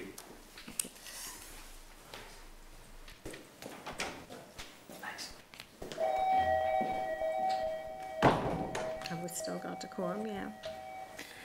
Yes, we have. Yeah, 1, 2, 3, 4, 5. Yeah. Okay. I suppose, really, we move on now to the next piece of oral evidence, and then when we get this piece of oral evidence, then we can then consider, when we're going through the consideration of evidence afterwards, what we do in relation to moving forward. Okay.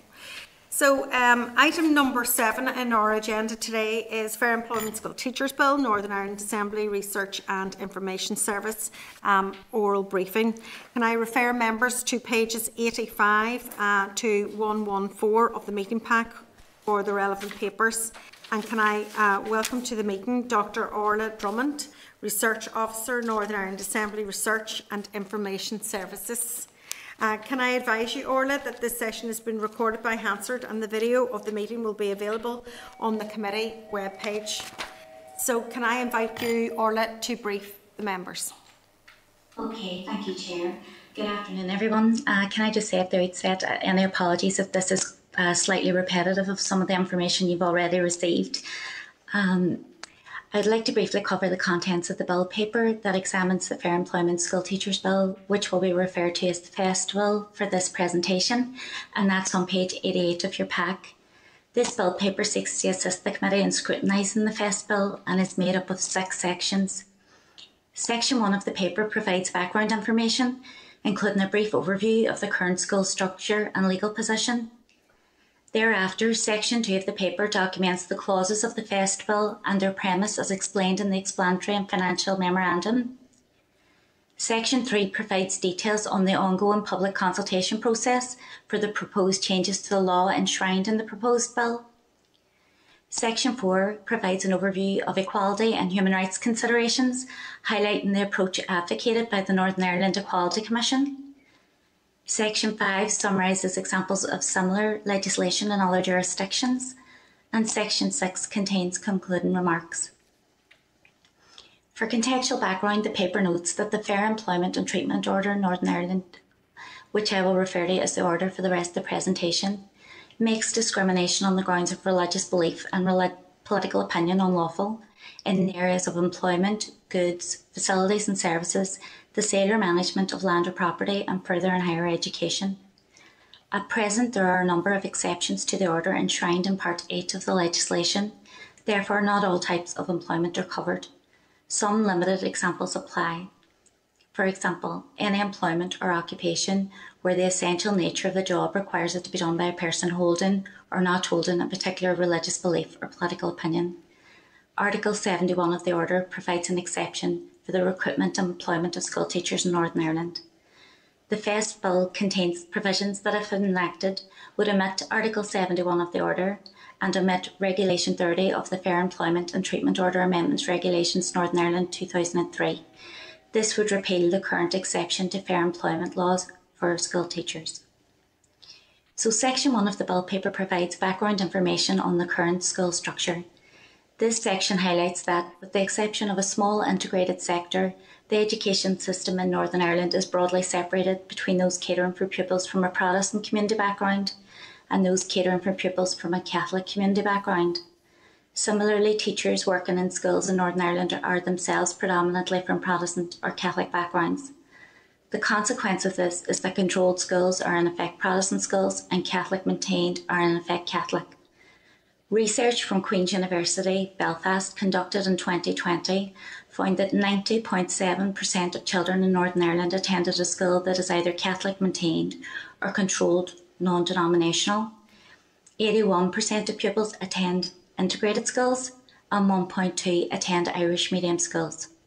Key findings from that research indicate that primary schools are more segregated than post-primary schools. It's also important to note that teacher training is primarily, but not exclusively, separated between Stradmullis College, catering for teachers at controlled schools, and St Mary's College, which caters for Catholic maintained schools. In addition, in order to teach in a Catholic maintained nursery or primary school in a permanent capacity, teachers must hold the recognised certificate in religious education. This requirement was introduced by the Council for Catholic Maintained Schools to recognise that nursery and primary schools have a pivotal role in preparing children to receive each of the sacraments of the Catholic Church. As noted earlier, the order makes discrimination on the grounds of religious belief unlawful in areas of employment, goods, facilities and services, the sales or management of land or property, and further and higher education. Discrimination is defined by the order as treating a person less favourably than others or applying conditions which discriminate on religious belief or political opinion. As we know, there are a number of exceptions, and Article 71 is one such exception. Schools are also currently exempt from the requirement to monitor the community background of their teaching staff and to carry out Article 55 reviews for the Equality Commission regarding their teaching workforces. The Equality Commission has responsibility for enforcing the order and working for the elimination of unlawful discrimination. In its 2004 review of the exception, the Equality Commission considered the following options. Firstly, removal of the exception. While this was the Commission's original preferred option, it was considered to have a number of disadvantages. In particular, it could have serious implications for the integrated sector, which at times may have to discriminate in order to maintain a religious balance in line with the integrated ethos.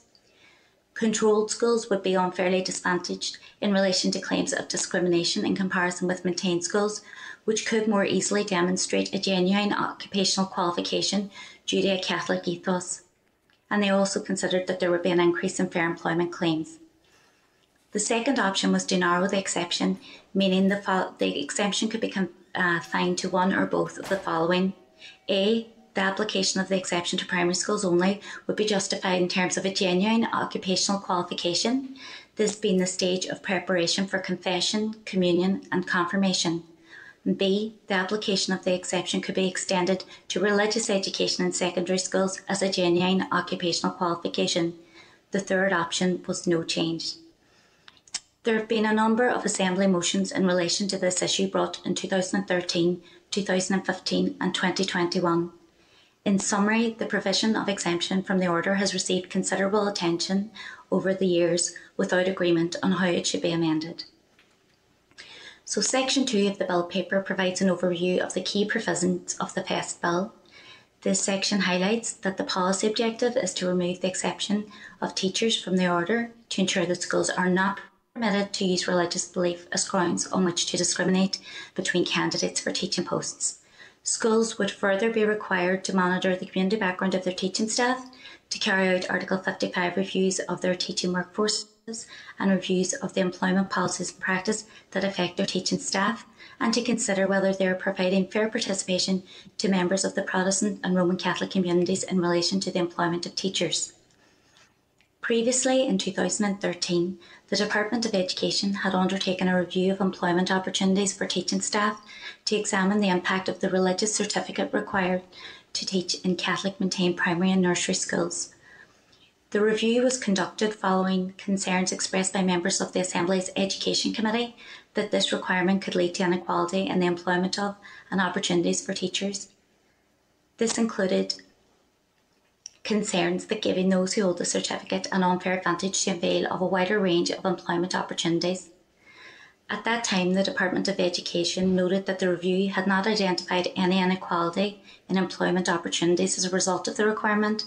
However, it identified barriers in accessing the certificate which could lead to inequalities for those who wish to obtain it. However, evidence from the Equality Commission to this committee on the 16th of February 2022 stated the need to take account of recent developments in research. They noted that access to obtaining the certificate in religious education has widened substantially.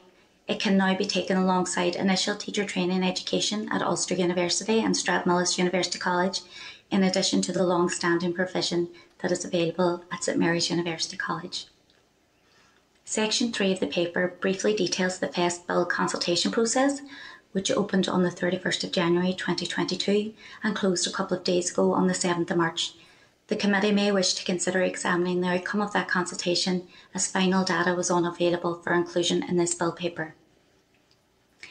Section 4 of the Bill paper covers the equality and human rights considerations. This section notes that there are a number of anti-discrimination laws in Northern Ireland which aim to address endemic inequalities. The order is one such piece of legislation, as is, for example, Section 75 of the Northern Ireland Act 1998. Section 75 places public authorities in Northern Ireland, including education providers, under a duty to have due regard to the need to promote equality of opportunity between persons of different religious belief, political opinion, racial group, age, marital status, sexual orientation, men and women generally, persons with a disability and persons with dependents and persons without. Public authorities are also required to have regard to the desirability of promoting good relations between persons of different religious belief, political opinion and racial groups. As with all anti-discrimination law, the Equality Commission is the public body tasked with monitoring how Northern Ireland equality laws work and make recommendations to government in ways in which they can be improved. This would include examining the role of exemptions and the working relationship between differing anti-discrimination legislation. Article 71(2) of the Order states clearly that the Commission shall keep on to review the exception contained in Article 71 with a view to considering whether, in the opinion of the Commission, it is appropriate that any steps should be taken to further equality of opportunity in the employment of teachers. In relation to the removal of Article 71 of the Order, the Equality Commission stated that they are strongly of the view that teachers should be able to enjoy the same legislative protection as other workers. Teachers should be included in the monitoring and review arrangements that apply to all other occupations. They note that their long-standing recommendation is that the exception should be abolished. However, the Commission recommends a staged approach, advising that the exception be removed for the recruitment of teachers in secondary level schools, and advises that early consideration should be given as to whether the exception should also be removed for primary level schools. From a human rights perspective, there are a number of protections that secure the right to religion and the right of parents to ensure that their children's education and teaching is in conformity with their own religious and philosophical convictions.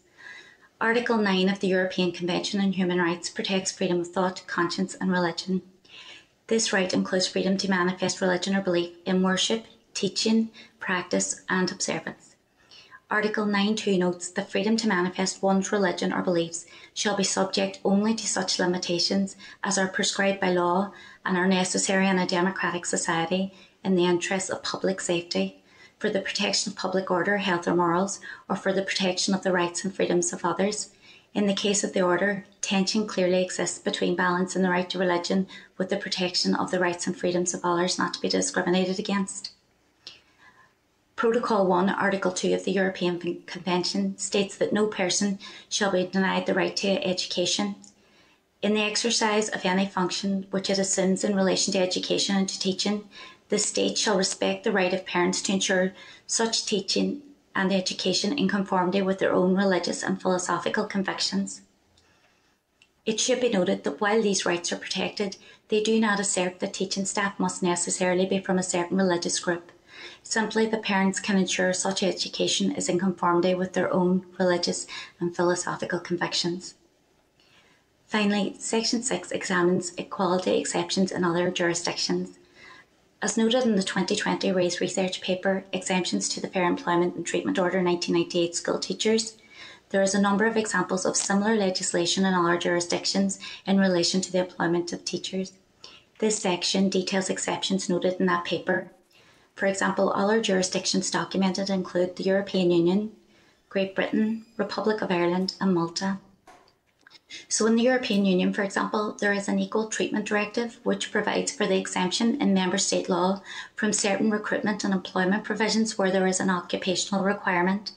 This occurs when such a characteristic constitutes a genuine and determining occupational requirement, provided that that objective is legitimate and the requirement is proportionate. In Great Britain, Chapter 1 of Part 5 of the Equality Act of 2010 provides that discrimination in employment is unlawful, yet Schedule 9 provides for exceptions to these provisions where it is an occupational requirement and the application of the requirement is a proportionate means of achieving a legitimate aim. In the Republic of Ireland, the Equality in Employments Act 1998 and 2015 provide that discrimination in employment is unlawful. There are two exceptions to this in relation to the employment of school teachers. The Act allows employers to require the teachers in primary and post-primary schools have a proficiency in the Irish language, and it provides that certain religious, educational and medical institutions whose objectives include the provision of services in an environment which promotes religious values are not regarded as engaging in discrimination for the purposes of the Act if they give more favourable treatment to an employee where it is reasonable to do so to maintain the religious ethos of the institution or take action which is reasonably necessary to prevent an employee from undermining the religious ethos of that institution. In Malta, the Equality Bill was introduced to the Maltese Parliament in July 2019. The bill was intended to draw together existing equality and anti-discrimination legislation and produce new protections. Clause 6J of the bill provides for exceptions to certain anti-discrimination provisions, including the enforcement of policies for teachers within educational establishments, the ethos of which is based on belief, creed or religion, and the requirement for teachers to act in good faith and in line with the said policies. The bill paper concludes with key points taken from the first 5 sections. So that's an overview of the content of the bill paper, and that concludes my presentation. I'm happy to clarify any points if I can. Thank you. Thank you very much, Orla, for that, and thank you very much for your paper. You mentioned in your research that in your paper, the review of the employment opportunities for teaching staff. What can the review tell us about the bill? Sorry, could you repeat that, please? Sorry, I was lying there. You mentioned in your paper the review of employment opportunities for teaching staff. What can the review tell us about that in the bill, please? Well, at that time, that was examining the religious certificate that was required to see if that had any impact on the ability of people to access employment. They felt at that time that it didn't, but that there may have been less of an opportunity for members of certain communities to have access to getting that certificate, and that was the main point of that. That was followed by evidence given by the Equality Commission recently to say that there's new research in that area to say that you can now access that certificate at Strathmillis College and Ulster University as well, and not just at St Mary's College, which used to be the case. Yeah. And in your research, did you come across any examples? You mentioned Malta there, but any examples where an exemption was removed? How was this done, and was it done all at once, or was it done in phases?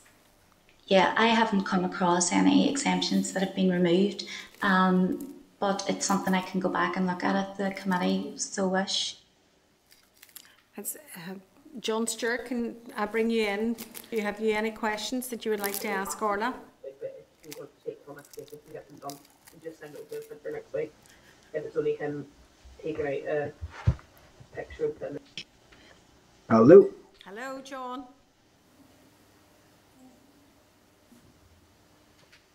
Hello, John, can you hear us?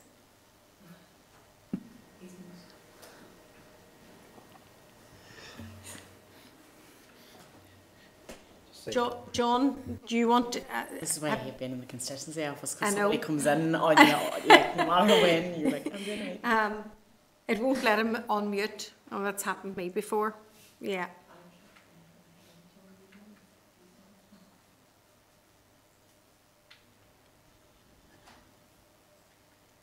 Okay, we'll move on. Has anybody any other questions that they want to ask Orla?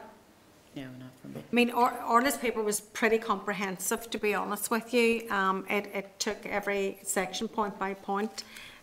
So there probably isn't too many questions that we need to ask because they've actually been answered in the document itself. So can I thank you, Orla, for briefing the members of the committee and for attending today. Thank you. Thank you. Bye-bye. Bye.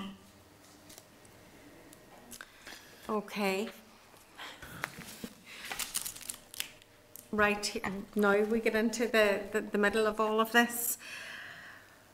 So I think it really is time for us as a committee to move on and look at the main piece of work that we have come here today to do, and that is the consideration stage, or committee consideration of evidence.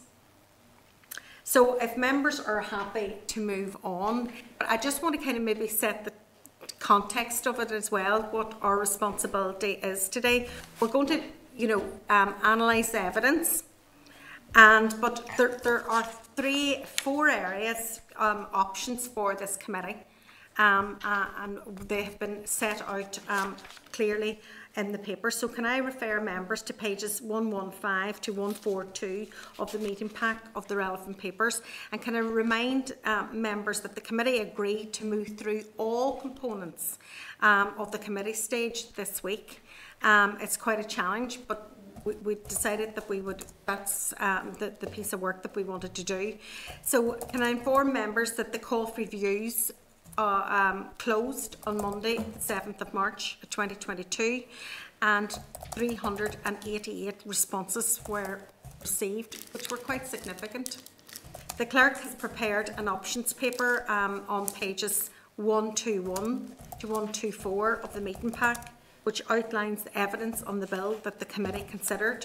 So I'm just going to do a couple of wee bits of summary of that, just the key milestones. So on the 17th of January, the bill was introduced as a private member's bill by Chris Little. On the 31st of January, the committee issued a preemptive call for evidence. The committee received evidence in the following ways: oral evidence from the bill sponsor and the key stakeholders. We received written evidence from stakeholders. We received written evidence provided by the Committee of Education. We received survey evidence from Citizen Space, and a bill paper was provided by the Assembly Research, which we've just heard. On the 3rd of March 2022, the bill passed second stage, And really, it did it in record time of 30 minutes, and it passed unanimously. So I want you to go, members, to pages 1, 2, 3, and there we have listed 4 options for this committee.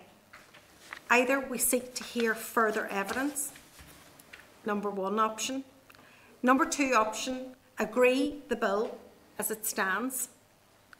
Number 3 option is recommend amendments to the bill.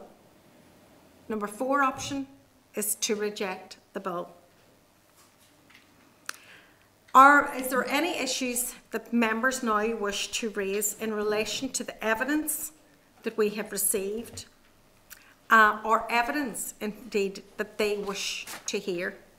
Further evidence that they wish to hear, that they haven't heard, that will, maybe change this bill substantially at this point. I would be suggesting that we'd be going with number 2, agree the bill as it stands. Okay. And right, okay. Emma's, I don't know if... Sorry, Pat, you've just come in, but Emma has agreed to go with the bill as it stands. John Stewart, you have your hand up. Can you come into the spotlight? Yeah. Sorry, I had to shut down there, so hopefully you can hear me now. Yes, we can. Yeah. Thank you. Good stuff. Apologies for that. Yeah, I mean, I would be minded to side with Emma on that as well. Obviously, we had the evidence session from the department earlier, and calling for bringing this 30-month figure in, and I still just can't get my head around it, and I couldn't support that level of amendment. I know the sponsor, and when Chris gave his evidence there, he said he would be willing to go to 24 months, and I think even that feels excessive given what needs to be done. But my only fear is that they're basically saying potentially that it couldn't happen in the current mandate if without that mandate, or they'd be concerned that the process wouldn't be able to be fulfilled in the time frame. So I'm interested to hear what other members say, but my initial instinct is just to support the bill as drafted and move on with an amendment. And move on, sorry, John, I missed you there. Yeah, and to support option 2, basically to support the bill as drafted and move on without amending it. Okay. The other issue that I have here now, obviously, is that we don't have all parties represented here in the committee. Obviously, do we proceed without cross-party representation? Obviously, Diane Dodds is not here at the moment. How do members feel about that? That's an additionality issue for us. Sorry, I'm going to come in and appear very ignorant in all of this, Sinead, so apologies. I was at the integrated education debate there. There seems to be an issue around the length of time before implementation of this. The department are talking about 30 months. Yes. Chris is suggesting a compromise at 24. Do we have any word from the department on the 24? They weren't at liberty to accept that at this particular point. They came here and they were representing the minister. Right. And the direction that they have been given was the requirement for the department for implementation was 30 months. Now, we indicated a compromise solution, from the bill sponsor as a potential 24 months. Yeah. And it would be a very small amendment, in the scheme of things, but they weren't in a position to, Did they indicate when they might be in a position? They said they would be happy to speak, to speak to various parties on it. Right. But our problem here is that we want to go through this consideration of evidence and move through clause by clause. I suppose the fundamental issue here is whether or not we can get this through before the end of the mandate. And does the 30-month amendment, does that in any way jeopardise us getting this through before the end of the mandate? or are we having a discussion about the actual length of time? I hear John saying he wouldn't be happy with the 30 months and maybe not even the 24. So, I mean, my thinking on that just would be, if we end up in a delayed process here and this bill falls, then we have to come back at it again in the next mandate, or whoever of us are elected. And so, you know, it might be as broad as it's long, really. That would be my view on it. I think... If I could respond, I think what I took from the evidence we got earlier on was that there was a belief this wasn't going to happen in the current mandate, and if it now looks like it might, they will require the 30 months to allow bedding in to take place and for processes to change. And my question was, I couldn't get my head around why it would take 30 months. And when I questioned Chris Little on that, he thought a compromise was 24. To be fair, I suggested that as well. That felt like a compromise, and I don't know why the department wouldn't go with that. And I wouldn't have anything against that if they think that that's what they need, but just 30 seemed excessive, and there was no real evidence presented as to why it would be required. But that's why they feel they need more time, because they didn't believe it would happen in this mandate. That's what I got from the evidence. Okay, Trevor, go ahead. Yeah, I thought we had a broad level of agreement around committee point of view at 24 weeks. That would actually mean option 3, wouldn't it? Recommend amendments to the bill to change the 12 months to 24. If the minister or whoever genuinely thinks that's not enough, that they could amend our amendment and make it 30 months if they want to. But maybe that's the most. 24 is common. Yeah, I would agree with that. I think there is a real positivity among us all and all of the parties that we want this to actually complete in this mandate.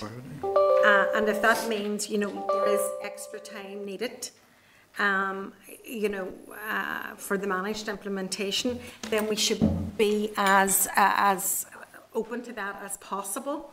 I definitely, we've discussed this, Pat, and obviously you weren't here. The 30 months seems rather excessive, and you know, there was no really breakdown of why it was that they said it was.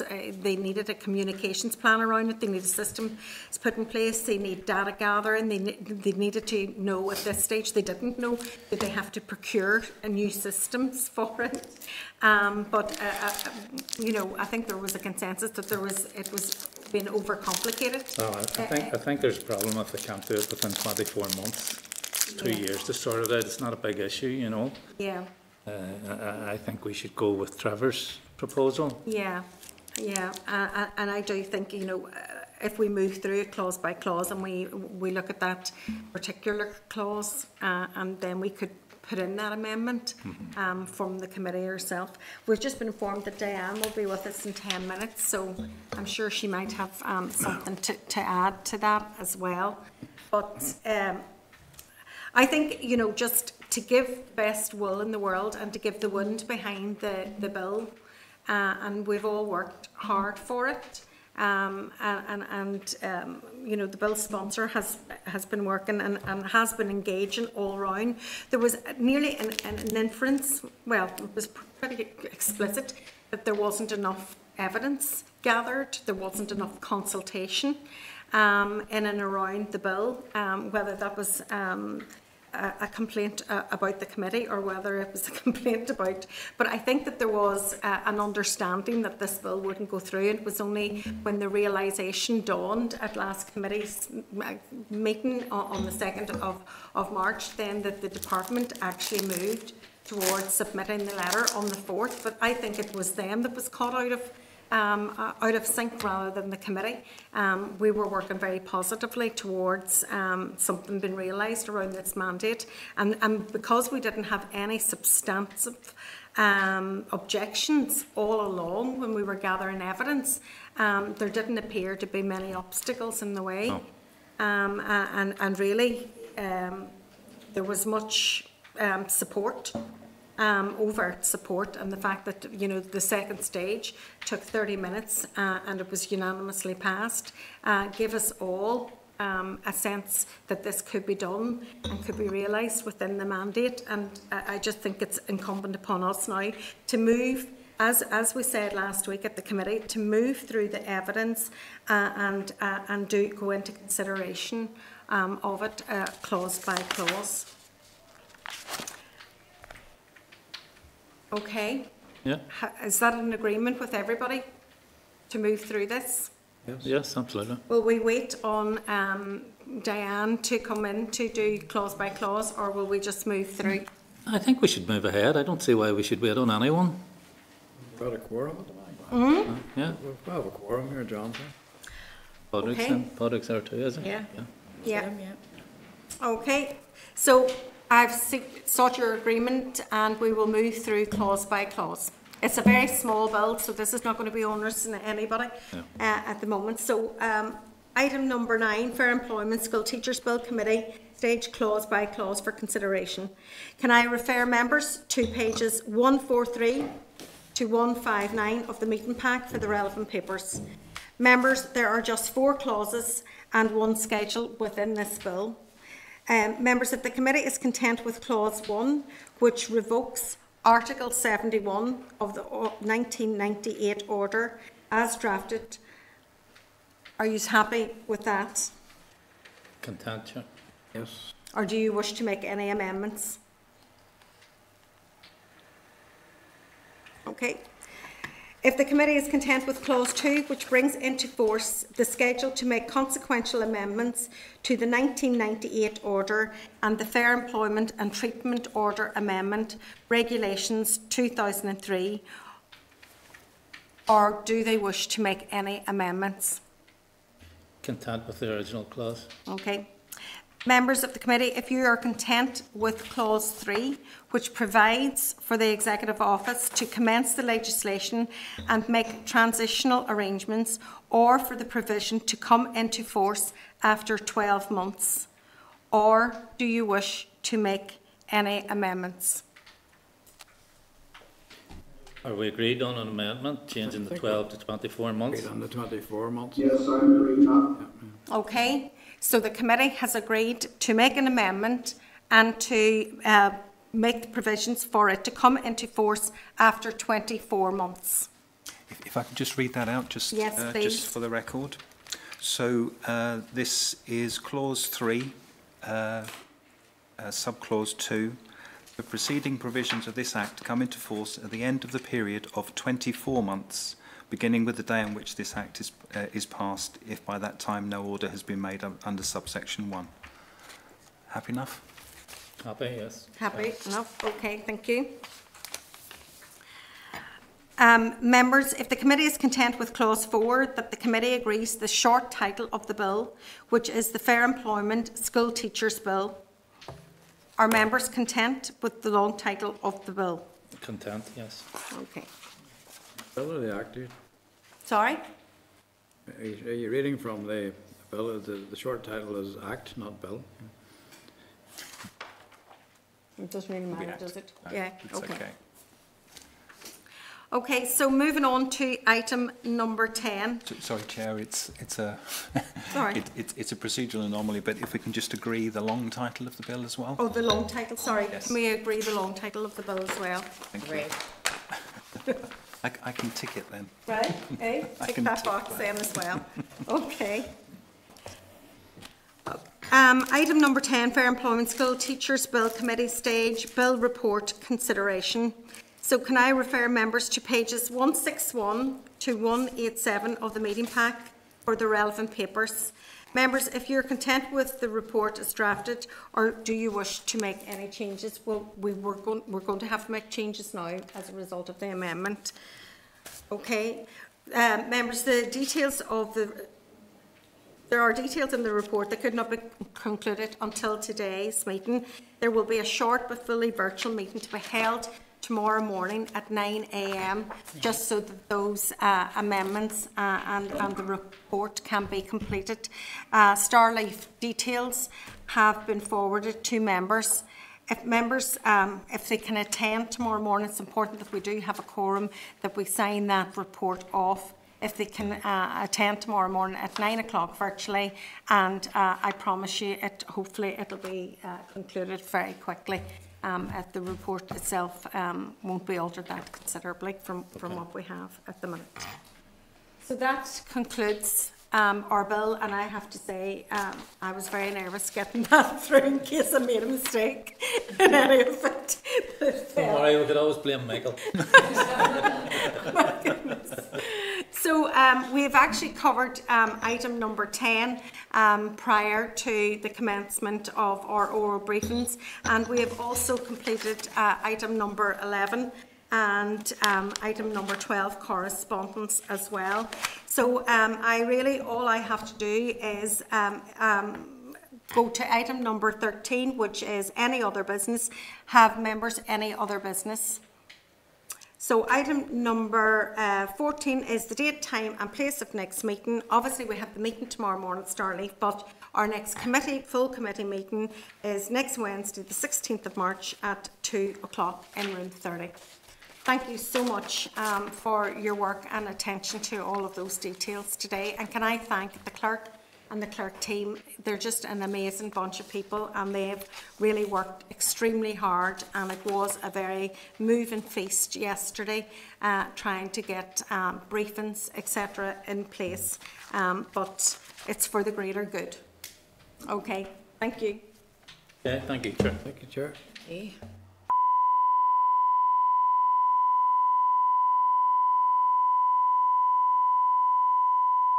This is the Northern Ireland Assembly Committee Room 30. This is the Northern Ireland Assembly Committee Room 30.